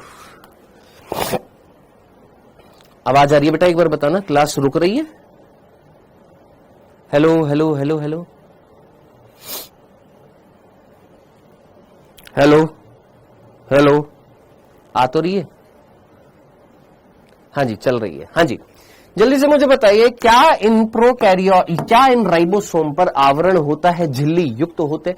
एक झिल्ली से युक्त होता है, दो झिल्ली से युक्त होता है, कि झिल्लीहीन होते हैं? हम सीधा बोलेंगे आवरणहीन होते हैं। आवरणहीन, मेम्ब्रेन लेस। कैसे होते हैं? मेम्ब्रेन लेस होते हैं, आवरणहीन होते हैं। कौन सा बालक है जिसको ये अंग्रेजी समझ में नहीं आ रही है? मेम्ब्रेन की स्पेलिंग MEMBRANE। अब भाई साहब मैं यहां पर ऐसे जचा जचा के इस तरीके से लिखूंगा तो ऐसे मान ले मेरे भाई, ये ले, और जचा कर नहीं लिखूंगा, इतना ही जचाया जाएगा। हाँ जी, कैसे होते हैं बेटा? ये मेम्ब्रेन लेस होते हैं, इनके ऊपर कोई आवरण नहीं होता है। तीसरा बिंदु, ये सबसे छोटे कोशिकांग होते हैं, याद रखना। सबसे छोटे कोशिका अंगक या कोशिकांग होते हैं, याद रखना। सबसे छोटा, अगर आपसे कोई पूछे कोशिका अंग कौन सा है, सबसे छोटा आपसे कोई पूछे सेल का कोशिका अंगक कौन सा होता है, तो आप सीधा बोलेंगे सर राइबोसोम। नेक्स्ट, ये वो कोशिका अंगक है जो प्रोकैरियोट्स और यूकैरियोट्स दोनों में मिलते हैं। ये प्रोकैरियोटिक कोशिका और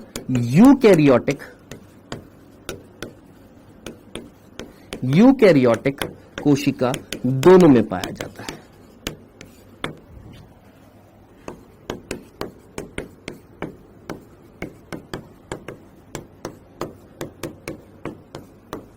कहां पर पाया जाता है? प्रोकैरियोटिक कोशिका और यूकैरियोटिक कोशिका दोनों में पाया जाता है। लेकिन दोनों में सेम होता है या अलग होता है? सर दोनों में अलग होता है।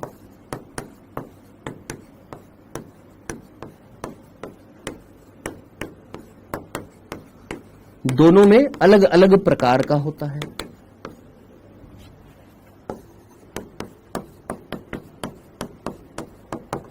कैसे? सर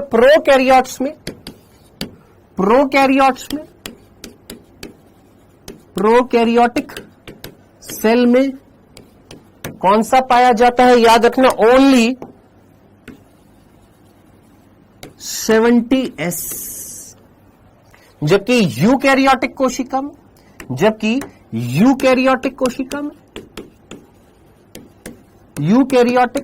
सेल में कौन सा पाया जाता है? दोनों प्रकार का पाया जाता है। कौन सा? 70S और 80S।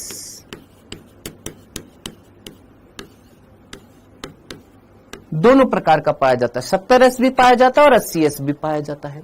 यानी अगर आपसे कोई पूछे 70S राइबोसोम किस में पाया जाता है, तो आप बोलेंगे सर प्रोकैरियोट्स में भी पाया जाता है, यूकैरियोट्स में भी पाया जाता है, लेकिन 80S जो होता है वो सिर्फ और सिर्फ किस में पाया जाता है? यूकैरियोटिक सेल में पाया जाता है। अब बात आ रही है 70S क्या है, 80S क्या है। आगे बढ़ने से पहले थोड़ा और कंफ्यूजन क्रिएट करते हैं, आइएगा समझते हैं क्या। छठा बिंदु, यह है 70S,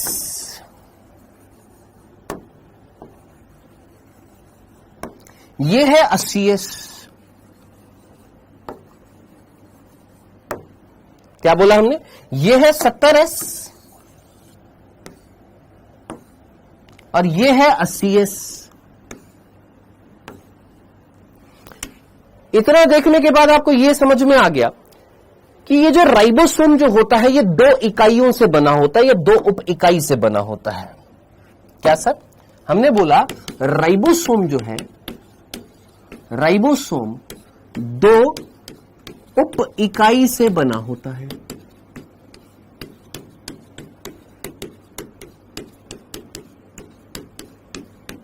किससे बना होता है? 2 उप इकाई से बना होता है, जिसमें से एक छोटी होती है और एक बड़ी होती है। एक आकार में बड़ी है, एक आकार में छोटी है। जो आपको इस डायग्राम से दिखाई दे रही है कि ये जो है छोटी उप इकाई, ये है बड़ी उप इकाई, यहां पर छोटी यहां पर बड़ी। हमने बोला कि भैया ये है 70S राइबोसोम और ये है 80S राइबोसोम।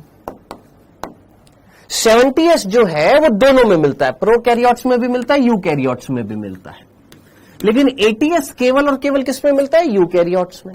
अब ये जो 70S की जो बड़ी और छोटी इकाई है, बड़ी का नाम क्या है और छोटी का नाम क्या है? बड़ी जो होती है इसको हम बोलते हैं 50S और जो छोटी जो होती है इसको हम बोलते हैं 30S। यहां पर जो बड़ी होती है उसका नाम होता है 60S और जो छोटी होती है उसको हम बोलते हैं 40S। अब जिन्होंने पहले पढ़ा हुआ है वो इसका मीनिंग जानते हैं, जिन्होंने पहले नहीं पढ़ा हुआ ऑब्वियस सी बात है दिमाग में एक प्रश्न आएगा। क्या प्रश्न आएगा? जो पहली बार सुन रहे हैं उनके दिमाग में यही फितूर होएगा कि सर 50 और 30 मिलकर तो 80 होता है, 50 और 30 मिलकर तो 80 होता है। आपने बोल दिया कि भैया ये तो 70S है, ये दोनों मिलाकर 70S है। सिमिलरली 60 और 40 मिलाकर तो 100 होता है, ये 60 और ये 40 इन दोनों को मिलाएंगे तो क्या बनेगा? 100, लेकिन हम इसको बोल रहे हैं 80S। सर पीछे का कारण क्या है, इसके पीछे का मतलब क्या है? तो वो हम पढ़ेंगे, लेकिन आज नहीं पढ़ेंगे। सर फिर कब पढ़ेंगे? वो हम पढ़ेंगे जब यूकैरियोटिक सेल पढ़ेंगे, वहां पर आएगा। उसका मीनिंग कहां पर आएगा?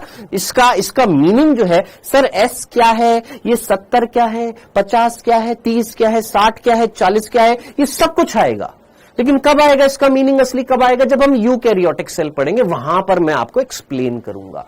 अभी आपको डायरेक्टली याद करना है कि प्रोकैरियोटिक सेल में ये वाला राइबोसोम मिलता है 70S, जिसकी दो इकाई होती है, बड़ी जो होती है 50S, छोटी जो होती है 30S। डन। इतना अभी प्लीज आपसे रिक्वेस्ट रहेगी अभी सिर्फ इतना सा याद रखना। डन। आगे बढ़ते हैं नेक्स्ट 7वें के बाद 8वां बिंदु। सर प्रोकैरियोट्स के अंदर ये कहां पर मिलता है? हम यहां पर तो प्रोकैरियोटिक कोशिका पढ़ रहे हैं ना, प्रोकैरियोट्स। ये प्रोकैरियोटिक कोशिका के अंदर कहां पर मिलता है और कौन इसको बनाता है? क्योंकि यूकैरियोट्स में तो इसको निर्मित करने का काम कहां पर होता है? केंद्रिका में होता है।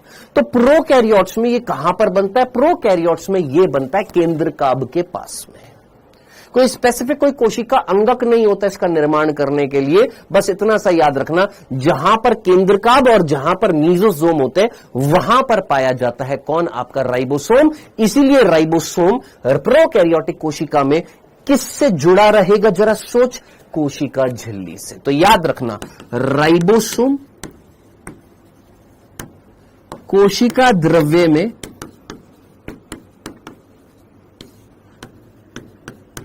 कोशिका झिल्ली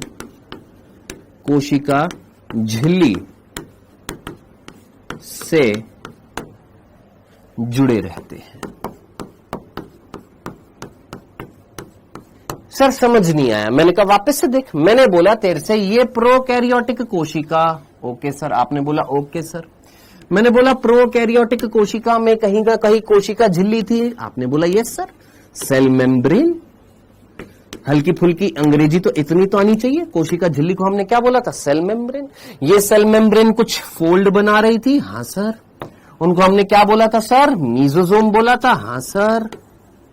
ये मीजोजोम के अंदर क्या भरे पड़े थे सर? एंजाइम्स, जो पाचन से संबंधित थे, श्वसन से भी संबंधित थे, कोशिका भित्ति निर्माण से भी संबंधित थे, और जो जीनोमिक डीएनए था उसके रेप्लिकेशन से भी संबंधित थे। ये जीनोमिक डीएनए। डन। अब बात आ रही है सर इसके पास में पाया जाता है कौन? ये राइबोसोम। और ये राइबोसोम झिल्ली युक्त नहीं होता है। ये राइबोसोम का निर्माण करने के लिए जो एंजाइम रिस्पॉन्सिबल होते हैं वो किसमें है? इसी मीजोसोम में है। जबकि ये काम यूकैरियोटिक कोशिका में कहां पर होता है?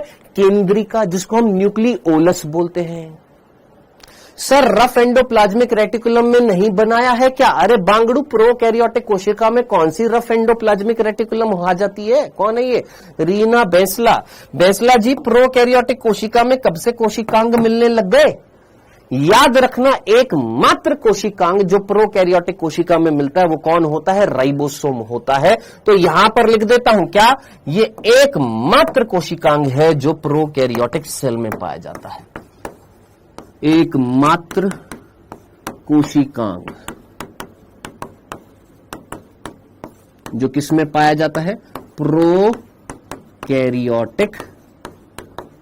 सेल में पाया जाता है। बाकी कोई भी झिल्ली में कोशिकांग उपस्थित नहीं होते हैं किसमें? प्रोकैरियोटिक कोशिका में। हाँ जी, डन, क्लियर है। तो वापस से रिपीट कर रहा हूं, फिर से सुन ले वापस से सारी की सारी बातें ध्यान से सुन। हमने सबसे पहला बिंदु बोला कि भैया राइबोसोम जो होते हैं इनको हम प्रोटीन की फैक्ट्री बोलते हैं या पेप्टाइड संश्लेषण की फैक्ट्री बोल देते हैं। पेप्टाइड संश्लेषण की फैक्ट्री। क्यों? क्योंकि प्रोटीन जो किससे बना हुआ है? पेप्टाइड से बना हुआ है। या अमीनो एसिड के बीच में जो पेप्टाइड बॉन्ड है इसका फॉर्मेशन कहां पर हो रहा है? राइबोसोम पर हो रहा है। तो राइबोसोम प्रोटीन की फैक्ट्री या पेप्टाइड संश्लेषण की फैक्ट्री है। दूसरा, आवरणहीन संरचनाएं होती हैं।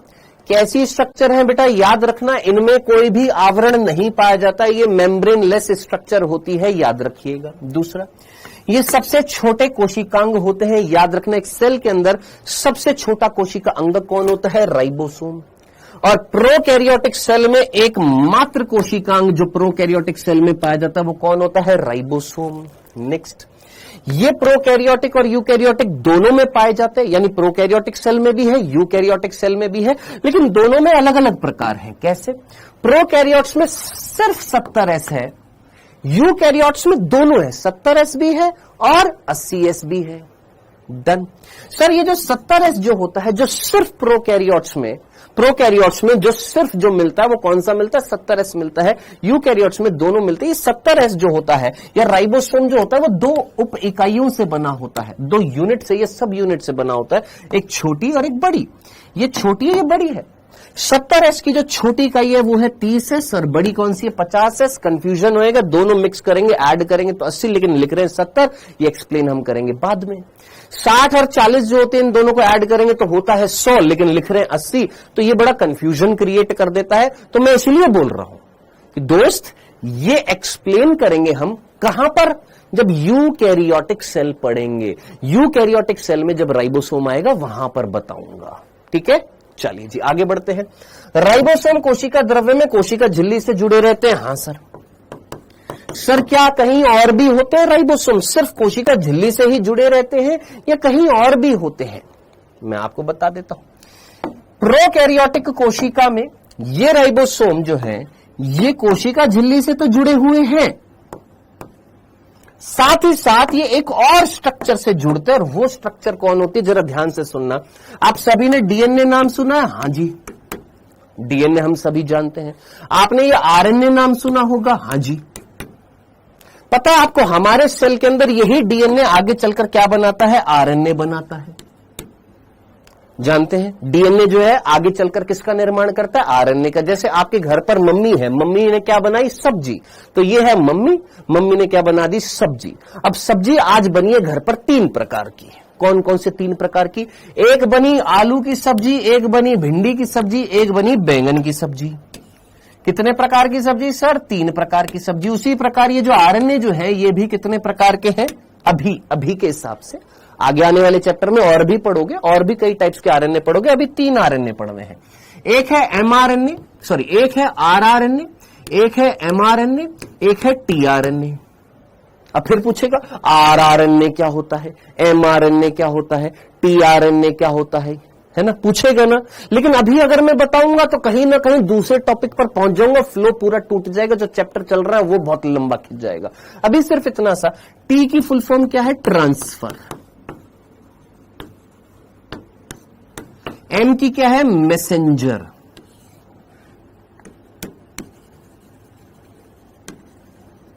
संदेशवाहक।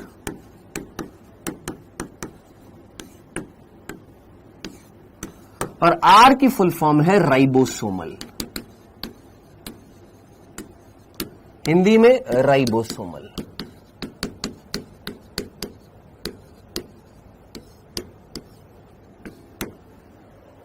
ठीक है जी, हाँ जी। तो ribosomal RNA, messenger RNA, transfer RNA, ये 3 प्रकार के आरएनए बनाता है कौन? हमारा डीएनए।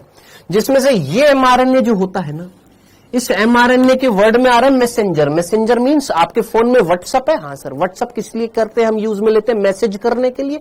तो ये जो एमआरएनए जो होता है इसके पास मैसेज है, किसका? डीएनए का मैसेज है। डीएनए के पास जो इंफॉर्मेशन थी वो एमआरएनए में आई। कौन सी इंफॉर्मेशन? प्रोटीन बनाने की। क्या बनाने की? प्रोटीन का फॉर्मेशन करने की। सर ऊपर से जा रहा है, अभी तो इतना सा याद रख, डीएनए से ये 3 प्रकार के आरएनए बनते हैं, जिनमें से एक होता है एमआरएनए। ये एमआरएनए के पास इंफॉर्मेशन है क्या बनाने की? प्रोटीन बनाने की। ये इंफॉर्मेशन इसको किससे मिली? डीएनए से मिली। डन। इतनी सी बात अगर तू समझ में आ गई है तो डायरेक्टली उस पॉइंट पर आते हैं जहां से इस साल भी और पिछले कई सालों से प्रश्न बनता है नीट में, और वो ये कि प्रोकैरियोटिक कोशिका के अंदर जो एमआरएनए जो होता है, कौन होता है? ये है कौन? एमआरएनए। इस एमआरएनए से जुड़े होते हैं क्या? राइबोसोम। कौन जुड़े हुए हैं? सर राइबोसोम जुड़े हुए हैं। यानी राइबोसोम अगर मैं देखूं तो प्रोकैरियोटिक कोशिका में राइबोसोम कितनी जगह दिखाई दिए? सर 2। एक तो कोशिका झिल्ली से जुड़े हुए हैं, हाँ सर, और सर एमआरएनए से जुड़े हुए। मैंने कहा हाँ जी। किससे जुड़े हुए सर? एक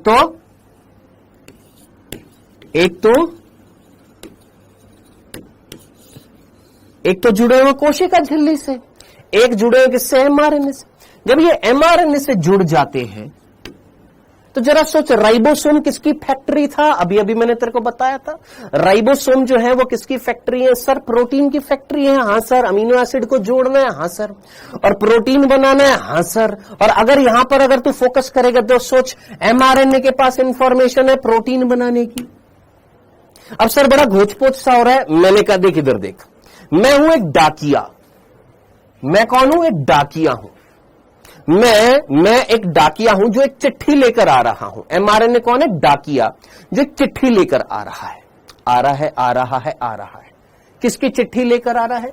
मान लो एक सोल्जर है जिसने चिट्ठी लिखी अपने घर पर। एक सैनिक है जो जम्मू कश्मीर में बैठा है, उसने चिट्ठी लिखी। आज की बात तो खैर अलग है, पहले की बात है। उसने चिट्ठी लिखी, डाक लिखा, और वो डाक उसने डाल दिया। अब डाकिया जो है वो क्या लेकर आ रहा है? डाक लेकर आ रहा है। डाक यानी संदेश लेकर आ रहा है। यानी ये कौन है? डाकिया, जो क्या लेकर आ रहा है? संदेश। किसका? सोल्जर का, यानी सैनिक का संदेश लाया। कहां पर लाया? एक घर में लाएगा। वो घर कौन है? Sir ribosome. वो घर कौन है? राइबोसोम। राइबोसोम वो घर है जहां पर वो अपनी डाक फेंक देगा। फेंकने के बाद जिसके पास वो डाक पहुंची उस डाक को पढ़ेगा और संदेश को ग्रहण करेगा। जो संदेश को ग्रहण कर रहा है वो कौन है? उस सोल्जर की पत्नी या मम्मी या पिता या जो भी है वो कौन है? यहां पर प्रोटीन है। इतनी सी बात अगर तू समझ गया तो जरा सोच, क्या राइबोसोम और एमआरएनए का कोई संबंध है? हाँ सर, क्योंकि प्रोटीन कहां बनेगा? राइबोसोम पर। और राइबोसोम पर अगर प्रोटीन बनना है तो राइबोसोम पर प्रोटीन बनाने के लिए संदेश कौन लेकर आ रहा है? एमआरएनए। यानी एमआरएनए को किससे जुड़ना पड़ेगा? राइबोसोम से जुड़ना पड़ेगा। और एमआरएनए जब राइबोसोम से जुड़ता है प्रोकैरियोटिक सेल में तो इस स्ट्रक्चर को बोला जाता है पॉलीसोम, बहुसूत्र। याद रखना इस वर्ड को, क्योंकि यहां से प्रश्न बनता है दोस्त। ये जो है इससे प्रश्न बनेगा, भूल मत जाना। यहां से प्रश्न बनता है कि सर ये पॉलीसोम क्या होता है, ये बहुसूत्र क्या होता है। तो भूल मत जाना, बहुसूत्र या पॉलीसोम कौन सी स्ट्रक्चर है।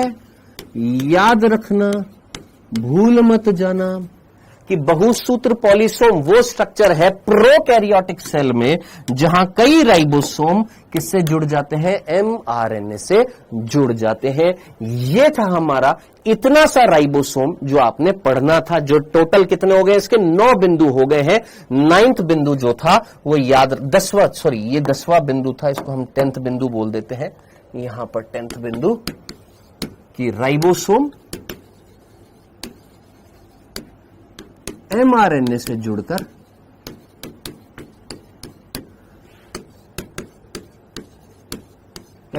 जुड़कर पॉलीसोम का निर्माण करता है।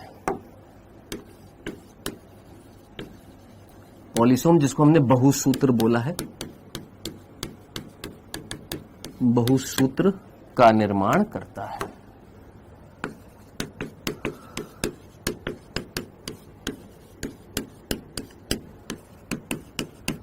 डन, इतनी सी बात क्लियर है? क्लियर है सर। यूकैरियोट्स में से पॉलीसोम नहीं बोलते? नहीं बेटा, इसको पॉलीसोम नहीं कहा जाता यूकैरियोटिक सेल में। प्रोकैरियोटिक सेल में क्या पाया जाता है? आपका पॉलीसोम पाया जाता है। यूकैरियोटिक सेल में पॉलीसोम नहीं मिलता है। हां, एमआरएनए से राइबोसोम जुड़ता है, बिल्कुल जुड़ता है, लेकिन उसको हम पॉलीसोम नहीं कहते हैं।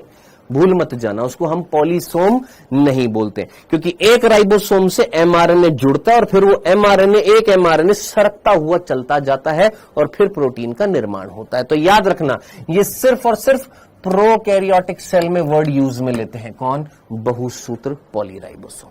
डन, चलें आगे।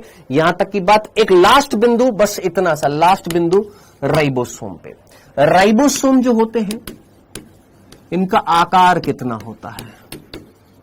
सर क्या ये याद रखना? बिल्कुल याद रखना, प्रश्न बनेगा। 15 से 20 नैनोमीटर, वर्ड याद रखना। कितना आकार होता है? 15 से 20 नैनोमीटर इनका आकार होता है। डन। ये टोटल 11 बिंदु हैं। इन 11 बिंदुओं से बाहर कोई प्रश्न नहीं जाएगा प्रोकैरियोट्स में। यूकैरियोट्स की बात नहीं कर रहा मैं, प्रोकैरियोट्स में। अब पहले हम एनसीईआरटी कवर कर ले, फिर उसके बाद में मैं क्वेश्चन करा देता हूं। आइए, एनसीईआरटी में राइबोसोम यहां से यहां तक दिया हुआ है। एक बार जरा जल्दी से अपने आप एक बार आप पढ़ लीजिए। मैं पढ़ाऊंगा, टाइम लगेगा, एक बार फटाफट पढ़ लीजिए। चलो मैं फटाफट। प्रोकैरियोट्स में राइबोसोम कोशिका की जीव द्रव्य झिल्ली से जुड़े रहते हैं। क्या ये मैंने तेरे को बता दिया? प्रोकैरियोट्स में राइबोसोम किससे जुड़े हुए हैं? सर जीव द्रव्य। अरे जीव द्रव्य झिल्ली को ही तो हमने कोशिका झिल्ली बोला था, उससे जुड़े हुए। 15 से 20 नैनोमीटर के आकार के होते हैं। ये हमने 11वां बिंदु अभी देखा था। हाँ जी। और 2 उप-इकाइयों से बने होते हैं। हाँ सर। 50 और 30 प्रोकैरियोट्स की बात कर रहे हैं। ये 50 और 30 आपस में मिलकर क्या बनाते हैं? 70S प्रोकैरियोटिक राइबोसोम बनाते हैं। अभी भी कुछ बच्चों के दिमाग में ये क्वेश्चन चल रहा होगा, S क्या है, 70, 50, 30 क्या है? मैंने कहा था पेशेंस रखना, धैर्य रखना, आएगा। सर 15 से 20 नैनोमीटर त्रिज्या है क्या? त्रिज्या है क्या? यहां पर 15 से 20 नैनोमीटर इनका व्यास है। आकार दे रखा है इनका बेटा।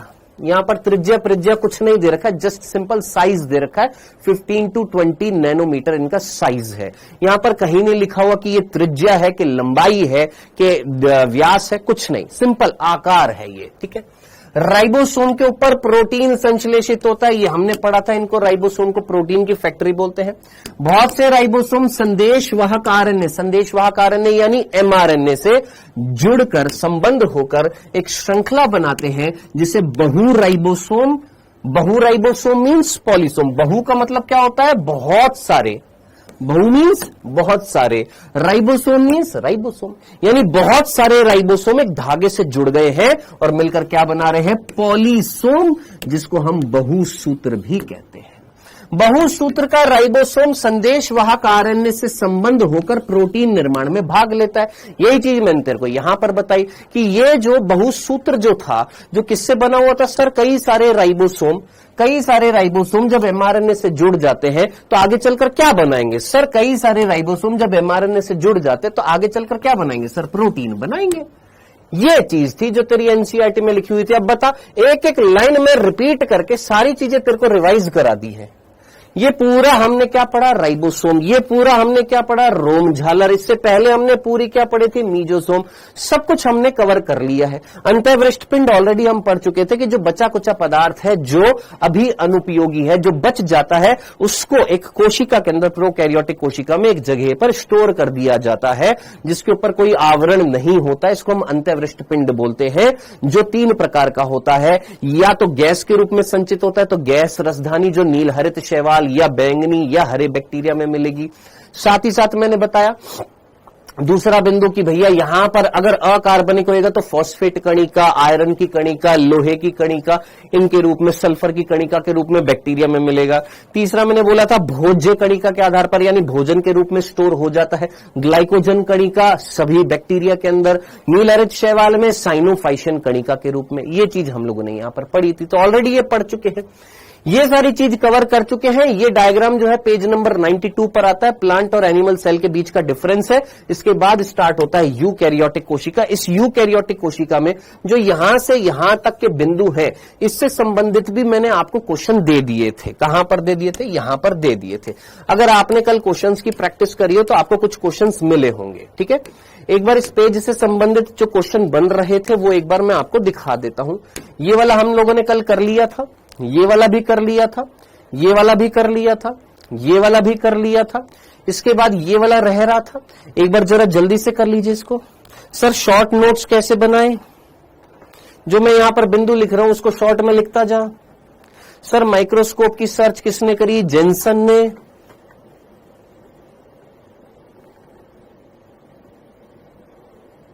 सर प्रोकैरियोटिक सेल में सेल वॉल होती है क्या? देवेंद्र कुमार, अगर नया एडमिशन है तो ऑलरेडी 7 लेक्चर हो चुके हैं, आज 7वां था। प्लीज प्लीज प्लीज आप जितने भी बच्चे हैं जो अभी न्यूली, जिन्होंने नया नया एडमिशन लिया है, आई नो आपका प्रश्न बनेगा कि सर क्या सेल वॉल प्रोकैरियोटिक कोशिका में होती है? ये सारी चीजें हम ऑलरेडी पढ़ चुके हैं, है ना। तो प्लीज लाइव बैच लेने से अच्छा है पहले अपना पुराना जो बैकलॉग हो चुका है उसको कवर कर ले, उन लेक्चर्स को रिपीट कर ले दोस्त, क्योंकि फिर ये क्वेश्चन बनते रहेंगे, ना तू प्रॉपरली लाइव क्लास अटेंड कर पाएगा, है ना, और पुरानी चीजें नहीं पढ़ेगा तो फिर आगे का कैसे समझ में आएगा। तो यस, प्रोकैरियोटिक कोशिका में सेल वॉल होती है। सर मैं काफी दिनों से आपसे एक ही सवाल पूछ रही हूं, वापस से पूछो बेटा। सर 9+2 अरेंजमेंट यहां पर नहीं आएगा बेटा। 9+2 अरेंजमेंट जब हम पढ़ेंगे, कहां पर पढ़ेंगे? वो कशाभिका जो कहां पर पाई जाएगी? यूकैरियोट्स में, वहां पर।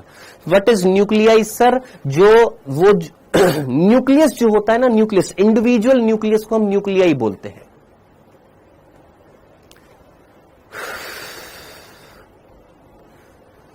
सर प्रोकैरियोटिक राइबोसोम की खोज किसने करी? थारा भाई पार्थ ने। स्टार्टिंग में जब बैच चालू किया था ना, मैंने पहले ही बोल दिया था कि ऐसे अंट शंट गोबर क्वेश्चन मत पूछना जिसका ना सिर हो ना पैर हो, क्योंकि तू यहां पर आईएएस की तैयारी करने आया नहीं है ना। इसकी खोज किसने करी और इसकी खोज किसने करी?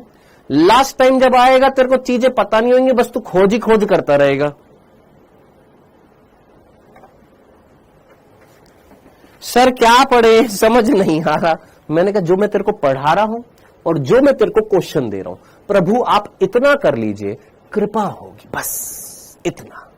जो मैं पढ़ा रहा हूं उसको ध्यान से सुन, एनसीईआरटी रिवाइज करा रहा हूं उसको सुन, उससे संबंधित क्वेश्चन करा रहा हूं उसको कर, बस नाम जपता रहे बस प्रभु का, इसके अलावा। सर आप मेरा कमेंट नहीं देखते हो? नहीं बेटा, आप हमको अच्छे नहीं लगते इसलिए हम आपका कमेंट नहीं देखते। बिल्कुल मन नहीं करता शब्बीर हमें आपका कमेंट देखने का। और कुछ सुनना है?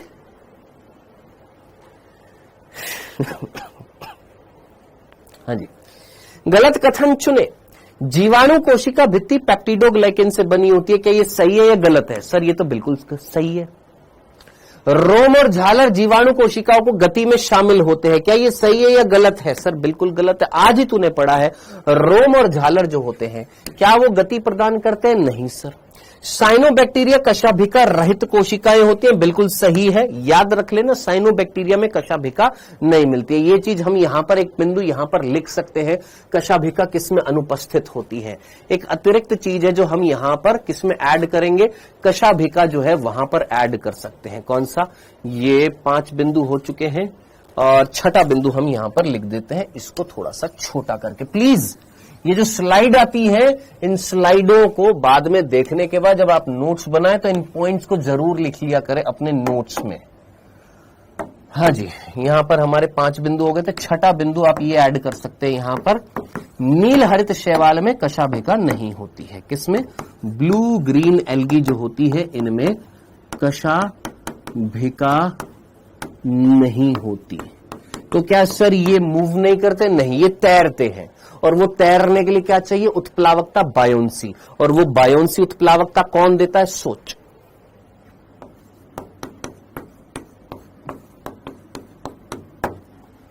जोश जोश में हमने ये तो सोच लिया हम नीट की तैयारी करेंगे। जब पढ़ाई करना स्टार्ट करते हैं तो फिर लाले दी जान असलियत पता लगती है। ओह सर, समुंदर सा सिलेबस है, कैसे होगा कैसे होगा कैसे होगा। तो साइनोबैक्टीरिया जो होते हैं, नील हरिष्य वाले होते हैं, उनमें कशाभिका नहीं होती क्योंकि वो तैरते नहीं, वो मूव नहीं करते, वो सिर्फ पानी के ऊपर पड़े रहते हैं। उनको उत्प्लावकता, उनको बायोंसी कौन देता है? Well done, gas vacuole. Very good, gas रसधानी। हाँ जी, नेक्स्ट, माइकोप्लाज्मा एक भित्तिहीन सूक्ष्मजीव है। यस, माइकोप्लाज्मा में कोई भित्ति नहीं मिली, तो ये हमारा आंसर हो जाएगा सेकंड। यही आप में से मैक्सिमम बच्चों ने आंसर लगाया था। नेक्स्ट, हाँ जी, और मेरी क्लास में प्लीज ड्रॉपर मत करना, ठीक है? मेरे लिए चाहे आप ड्रॉपर हो चाहे नए हो, दोनों मेरे लिए बराबर होने वाले हैं, ठीक है? प्लीज ड्रॉपर कह के प्लीज मत करिएगा, ठीक है? क्योंकि आपको पता होना चाहिए, डीमोटिवेट नहीं करूंगा। 40 to 50% मैक्सिमम बच्चे 60% से ज्यादा सिलेक्शन पता है किसके साथ होता है? 12th के साथ में होता है, नीट में। लेकिन वही अगर मैं हिंदी मीडियम की बात करूं तो हिंदी मीडियम में मैक्सिमम सिलेक्शन किसका होता है? ड्रॉपर्स का होता है। 12th के साथ में मैक्सिमम इंग्लिश मीडियम के बच्चों का होता है।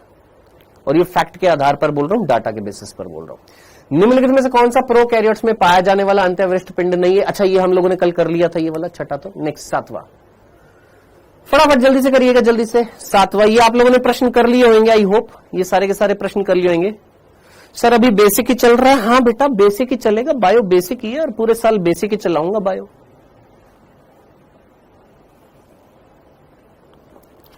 बहुत सिंपल है, बहुत सिंपल है। अच्छा, ये चैप्टर जब समाप्त हो जाएगा तो मैं एक और चीज क्लियर कर दूं कि जो डॉक्टर साहब सीरीज जो आप स्टार्टिंग में पढ़ते हैं, डॉक्टर साहब सीरीज पढ़ते हैं ना, डॉक्टर साहब सीरीज लेकर आता हूं ना लास्ट में, वो इस बार मैं यूट्यूब पर नहीं लाऊंगा। क्यों सर?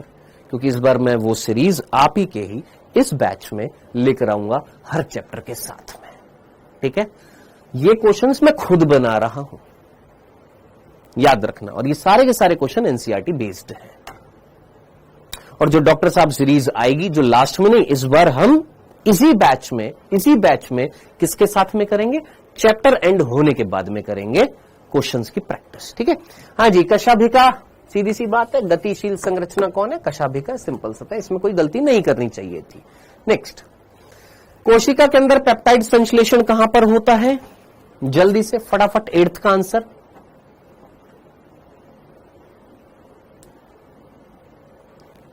कोशिका के अंदर पेप्टाइड संश्लेषण कहां पर होता है? सर मानव जनन पढ़ना है क्या? नहीं बेटा, जो इस बैच में है इसी बैच पर फोकस करें, क्योंकि तुम्हारा सारा ध्यान जो है बायो पर होता है, फिजिक्स केमिस्ट्री भूल जाते हो।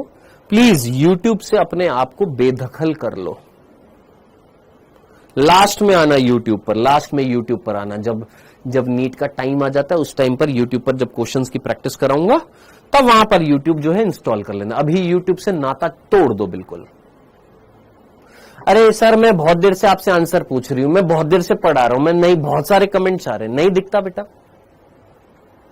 हाँ जी, कोशिका के अंदर पेप्टाइड संश्लेषण कहां होता है? आप अच्छे तरीके से जानते हैं। अभी मैंने आपको बताया था पेप्टाइड संश्लेषण या प्रोटीन संश्लेषण कहां पर होता है सर? राइबोसोम। करेक्ट आंसर क्या हो जाएगा? 4th हो जाएगा, राइबोसोम। नेक्स्ट, पॉलीसोम का निर्माण होता है, जल्दी से 9th का आंसर।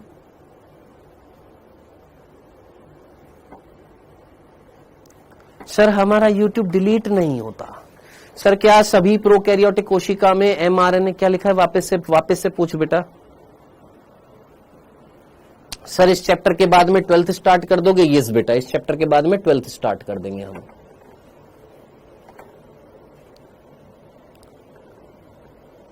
मेरा कमेंट पढ़ो, बोलो नवीन जी, उसका बैकग्राउंड व्हाइट लाना, प्रिंट निकल जाएगा। ठीक है, क्या प्रोग्राम? Ribosomal mRNA। अरे यार, जितनी देर में मैं पढ़ता हूं उतनी देर में तो निकल जाता है। अरे मैं बोल रहा हूं मेरे भाई, यूट्यूब डिलीट कर। क्या सभी प्रोकैरियोटिक राइबोसोम mRNA से जुड़े होते हैं? क्या सभी प्रोकैरियोटिक कोशिका में राइबोसोम mRNA से जुड़े होते हैं? सभी प्रोकैरियोट्स में राइबोसोम mRNA से जुड़े होते हैं? सभी तो नहीं बोलूंगा, मतलब आप ये पूछ रहे हो क्या जितनी भी प्रोकैरियोटिक कोशिका है उनके अंदर राइबोसोम mRNA से जुड़ते हैं? हाँ। पॉलीसोम सभी में बनते हैं? हाँ। क्यों? क्योंकि प्रोटीन बनाना है। हाँ। पॉलीसोम का निर्माण होता है? हाँ भैया। आंसर एक ही है। बताइए आंसर क्या होएगा इसका? आंसर सभी ने कर दिया। चलिए, एक ही mRNA से जुड़े हुए कई राइबोसोम क्या कहलाते हैं? पॉलीसोम। बिल्कुल सही है। एंडोप्लाज्मिक रेटिकुलम, बात ही नहीं होएगी। कई उप-इकाई वाले राइबोसोम द्वारा? नहीं। एक रेखीय व्यवस्था में एक दूसरे से जुड़े हुए राइबोसोम? नहीं। तो जिन्होंने फोर्थ लगा दिया है बहुत गलत बात है। कौन? ज्योति चौहान। ज्योति चौहान ने फोर्थ लगा दिया। क्या? एक रेखीय व्यवस्था में एक दूसरे से राइबोसोम एक दूसरे से अगर जुड़ जाएं, क्या मैं इसको पॉलीसोम बोलूंगा? ज्योति बताओ हमको,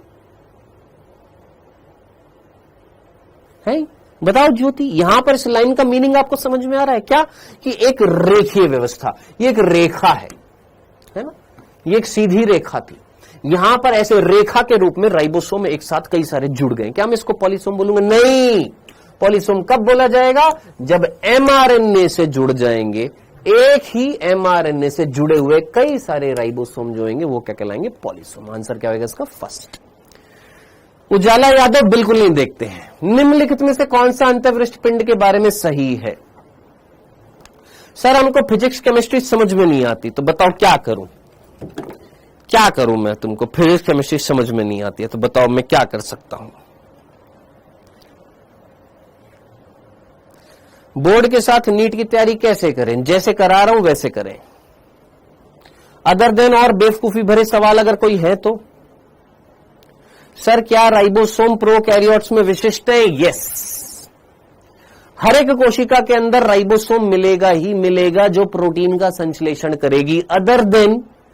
अदर देन कुछ सेल्स जिनमें राइबोसोम्स नहीं पाए जाते हैं, जैसे चालिनी नलिका, जैसे आरबीसी, परिपक्व आरबीसी। डन। सभी कोशिकाओं के अंदर क्या पाए जाते हैं? राइबोसोम पाए जाते हैं, चाहे वो प्रोकैरियोटिक हो चाहे वो यूकैरियोटिक हो। वो उनका विशिष्ट लक्षण है। क्यों? क्योंकि प्रोटीन बनाना है और बिना प्रोटीन के कोई कोशिका जीवित नहीं रह सकती। क्यों? क्योंकि प्रोटीन संरचनात्मक भाग होता है किसी भी स्ट्रक्चर का। निम्नलिखित में से कौन सा अंतःवृष्ट पिंड के बारे में सही है? बिना झिल्ली के होते हैं, साइटोप्लाज्म में स्वतंत्र रूप से उपस्थित होते हैं, फॉस्फेट ग्लाइकोजन संग्रहित करते हैं। आंसर क्या होएगा मेरे भाई? फोर्थ। बिल्कुल सही है कि ये बिना झिल्ली के हैं। हाँ जी। ये साइटोप्लाज्म में स्वतंत्र रूप से मिलते हैं। हाँ जी। फॉस्फेट कणिका या ग्लाइकोजन कणिका या साइनोफाइशन कणिका के रूप में मिलते हैं। हाँ जी। हाँ जी। तो फिर आंसर लो जी, फोर्थ आंसर। नेक्स्ट, ये हम लोगों ने शायद कल कर लिया था। ये जो चार जगत जो है ये कौन है? हमारे यूकैरियोट्स हैं। ये हम लोगों ने ऑलरेडी कल कर लिया था। जाते जाते हमने यही सवाल किया था, ये चार जगत कैसे हैं? यूकैरियोटिक है। हाँ जी। नेक्स्ट, चलिए जी इसका आंसर करिए फटाफट।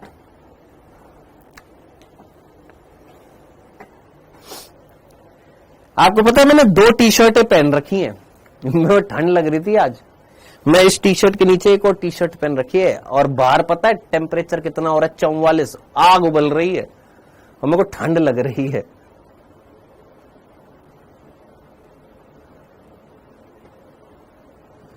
हाँ जी। क्वेश्चन दिखने में बड़ा सारा है लेकिन बहुत सिंपल सा है। सर एनसीईआरटी में जब न्यू यूनिट स्टार्ट होती है तो एक साइंटिस्ट का नाम लिखा होता है, आपने यहां पर पढ़ाया नहीं। हाँ, बहुत अच्छा सवाल है। मैंने यहां पर आपको नहीं पढ़ाया और इस चैप्टर को जब स्टार्ट करते हैं तो यूनिट से पहले एक साइंटिस्ट लिखे हुए रामाचंद्रन लिखे हो ना, और वो रामाचंद्रन मैंने आपको नहीं पढ़ाए हैं। जो ड्रॉपर्स होंगे जो मेरे से पहले पढ़े होंगे वो जानते हैं क्यों नहीं पढ़ाए। क्योंकि इसके एक चैप्टर होता है बायोमोलिक्यूल्स, और बायोमोलिक्यूल्स जब चैप्टर पढ़ते हैं तो उसके अंदर आता है प्रोटीन। प्रोटीन की संरचना। और प्रोटीन की संरचना जब हम पढ़ते हैं तो वहां पर 4 प्रकार के प्रोटीन की संरचना होती है। एक होती है प्राथमिक, एक होती है द्वितीय, एक होती है तृतीय। तो वो जो रामाचंद्रन प्लॉट जो होता है, वो जो रामाचंद्रन वैज्ञानिक जो लिखे हुए ना वहां पर, वो बायोमोलिक्यूल चैप्टर से संबंधित है, जहां पर उन्होंने प्रोटीन की त्रिविमीय संरचना यानी टर्शरी स्ट्रक्चर बताई थी और क्वाटनरी स्ट्रक्चर बताई थी, तो वो वहां आएगा। माफ करना, मैं ये चीज बताना भूल गया था स्टार्टिंग में, सॉरी। अभी मैंने आपको बता दिया, इसलिए याद रखना। हाँ जी, एक ही एमआरएनए से कई सारे राइबोसोम जुड़ जाते हैं तो इसको हम क्या बोलते हैं? पॉलीसोम बोलते हैं। सिंपल सा ये प्रश्न था, दिखने में बहुत बड़ा लग रहा था। कैलेश्वर कह रहा है सर मेरा कमेंट इग्नोर मत करना क्योंकि मैं आगे चला गया। नेक्स्ट, जीवाणु कशाभिका बनी होती है, किससे बनी होती है? सर मुझे इंडिया में फर्स्ट रैंक लानी है। आपको पता होना चाहिए, जो गरजते हैं वो बरसते नहीं और जो बरसते हैं वो गरजते नहीं। तो ये लिखने से बेटर है पढ़ाई पर फोकस डालेगा तो अच्छे से भी बरसेगा और अच्छे से भी गरजेगा। इंडिया में फर्स्ट रैंक लानी है और यहां से फर्स्ट रैंक लानी है और वहां से फर्स्ट रैंक लानी है, बस बोलते रह जाते हैं और लास्ट में टाइम फिस हो जाती है। ये जरा ड्रॉपर से पूछिएगा, ये लोग भी स्टार्टिंग में यही बोलते थे और टाइम फिस हो गई थी। इससे बेटर है कि ये चीजें लिखने से बेटर है क्वेश्चन पर फोकस कर और आंसर दे। जीवाणु कशाभिका बनी होती है। जीवाणु कशाभिका किससे बनी होती है? Basal body axoneme filament. Axoneme basal body tubulin protein, basal body hook और फिलामेंट, सेंट्रियल हुक और एक्सोनीमा। ये अंग्रेजी के वर्ड है, लेकिन इतना मैं एक्सपेक्ट कर सकता हूं कि मैंने तेरे को आधारीय काय, अगर तेरे को याद आ रहा हो, कौन? आधारीय काय या आधारीय शरीर को हमने अंग्रेजी में क्या बोला था? Basal body. हुक को हमने क्या बोला था? सर अंकुश। और सर फिलामेंट को हमने क्या बोला था? सर तंतु। इतनी सी बात अगर समझ में आ गई तो करेक्ट आंसर क्या हो जाएगा? इसका थर्ड हो जाएगा। नेक्स्ट, जल्दी से इसको अगर कर सकते हैं तो कर लीजिए, नहीं कर सकते तो मैं जल्दी से, वैसे तो कल बताऊंगा, कल इसको हम पढ़ेंगे। यूकैरियोटिक सेल कल से स्टार्ट करेंगे, प्रोकैरियोटिक हमारी हो गई है। सर क्या प्लाज्मिड बैक्टीरिया का विशिष्ट लक्षण है? बैक्टीरिया का विशिष्ट, कुछ बैक्टीरिया का। देख मैंने वर्ड यूज में लिया है, जब मैंने तेरे को लाइन पढ़ाई थी मैंने प्लाज्मिड के आगे लिखा था कुछ बैक्टीरिया का विशिष्ट। सभी बैक्टीरिया नहीं, एनसीईआरटी में भी कुछ लिखा हुआ है, कुछ, सम बैक्टीरिया, कुछ बैक्टीरिया में विशिष्ट रूप से पाया जाता है, लिखा हुआ तेरी एनसीईआरटी में, और यही मैंने बोला था, कुछ लिखा था। यूकैरियोटिक कोशिका प्रोकैरियोटिक कोशिका से अधिक कुशल मानी जाती है। क्यों मानी जाती है? क्योंकि कोशिका द्रव्य कक्षयुक्त होता है। सर मीनिंग समझ में नहीं आया, कल पढ़ाऊंगा ये वाली चीज। वैसे तो मैं आपको फिर भी एक बार ये छोड़ दीजिए इसको, ये वाला वैसे कल आएंगे, ये वाले क्वेश्चंस जो हैं ये वाले हम कल करेंगे। हाँ जी, और एक बार इसको कर लीजिए फटाफट।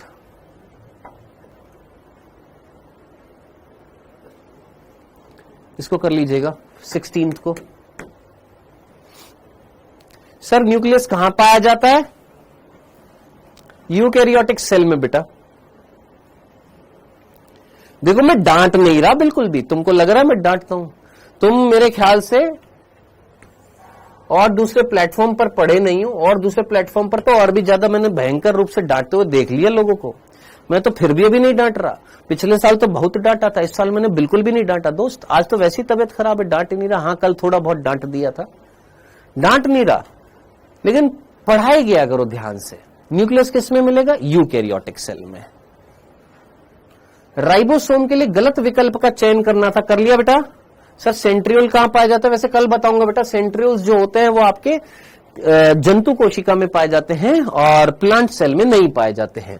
और वैसे भी ना, अगर आपने मेरी एक वीडियो देखी हो जो जोश टॉक नीट नाम से एक चैनल है, अच्छा आप लोग यूट्यूब अगर देखते हैं, जैसे मैंने आपको बोला कि यूट्यूब बंद कर दो, मान लो आपका मन नहीं कर रहा है कि नहीं मैं यूट्यूब बंद नहीं कर सकता, मेरे को बहुत मजा आता है, मोटिवेशन मिलता है यूट्यूब पर वीडियोस देखने से, तो ट्राई करना कुछ ऐसे चैनल्स, उनको सब्सक्राइब कर लेना जहां से मोटिवेट होते हो आप।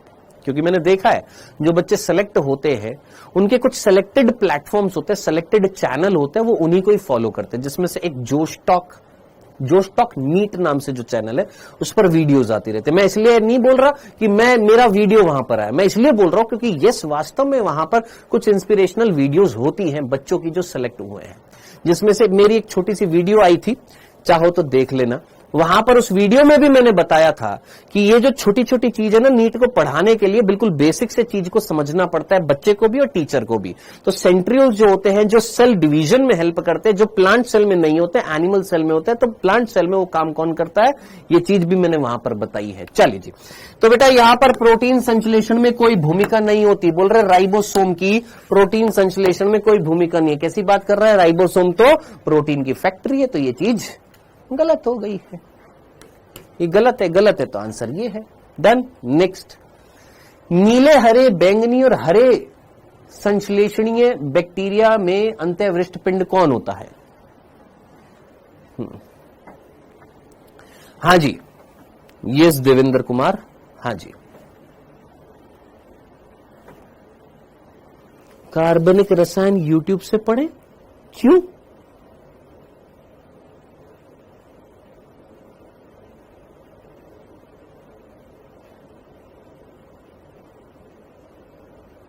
अरे भैया एक काम कर, यूट्यूब पर जितने भी चैनल हैं, प्रभु कितनी बार बोले, स्टार्टिंग से आपको बोल रहे हैं, या तो बंद कर दे यूट्यूब। तो एक बैच में एनरोल हो चुका, पूरा ध्यान इस बैच में दे कि सर वहां पर नीट चैनल पर, डाउटनेट वाले नीट चैनल पर मानव जनन चल रहा है, वहां पर ये चल रहा है। अरे तेरे को क्या लेना देना, यहां पर तो इस बैच में इस पर पढ़ाई करना, बस बात खत्म। बार बार एक ही चीज बार बार मैं दोहरा रहा हूं, सोच कितना इरिटेशन होता होगा। तुम सोचो एक ही चीज को, तुमसे कोई पूछे एक ही चीज बार बार वही चीज तुम दोहराओ, इरिटेशन होता है ना। कोई चीज समझाने की कोशिश की जा रही है, मत करो, छोड़ दो। वहां से पढ़ना है, नहीं पढ़ना, यहां से पढ़ना है, इस बैच में तू एनरोल है, यहां से पढ़, खत्म। सर जिस बैक्टीरिया में प्लाज्मिड मिलता है, आगे क्या लिखा था, दिखा नहीं क्वेश्चन, प्लीज वापस से बोल देना। नीले, हरे, बैंगनी और हरे संश्लेषणी बैक्टीरिया के अंत्यवृष्ट पिंड होते हैं। अच्छा, एक और चीज, कई ऐसे बच्चे मिलेंगे जो यहां पर बोलते हैं सर यहां पर कितने सिलेक्शन हुए, मतलब इनको नेतागिरी करनी होती है क्लास में। बनेंगे इनके 320 मार्क्स भी नहीं, बनेंगे इनके 400 नंबर भी नहीं, और गलती से बन भी गए तो 400 नंबर से कुछ होगा नहीं। ठीक है, तुम जो यहाँ पे क्लास में चौधरी बन जाते हो ना कि यहां से कितने सिलेक्शन हो रहे और वहां से कितने सिलेक्शन हो रहे, तो अपने सिलेक्शन पर फोकस कर। जो तेरे को यहां पर पढ़ाई जा रहा है, यही चीज कोटा में पढ़ाई जाती है, कोई अलग से नहीं पढ़ाया जाता है। नहीं, हमको तो ये पूछना है कितने सिलेक्शन हुए हैं।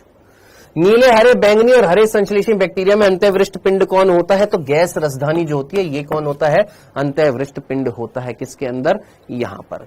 नेक्स्ट क्लास में हम पढ़ेंगे यूकैरियोटिक कोशिका, कल से स्टार्ट करेंगे यूकैरियोटिक कोशिका। टाइम हो गया, माफ करना, सॉरी भाई साहब, हमको पता नहीं लगा, हमने टाइम नहीं देखा, सॉरी सॉरी सॉरी सॉरी। चलो जी, मिलते हैं कब, कल यूकैरियोटिक सेल के साथ में। बाय बाय बच्चों, टेक केयर। होमवर्क मिल जाएगा आपको, मिल जाएगा आज, होमवर्क मिल जाएगा, बाकी पढ़ेंगे कल से eukaryotic cell. Thank you, bye bye, see you tomorrow, good bye, good day, take care, Tata.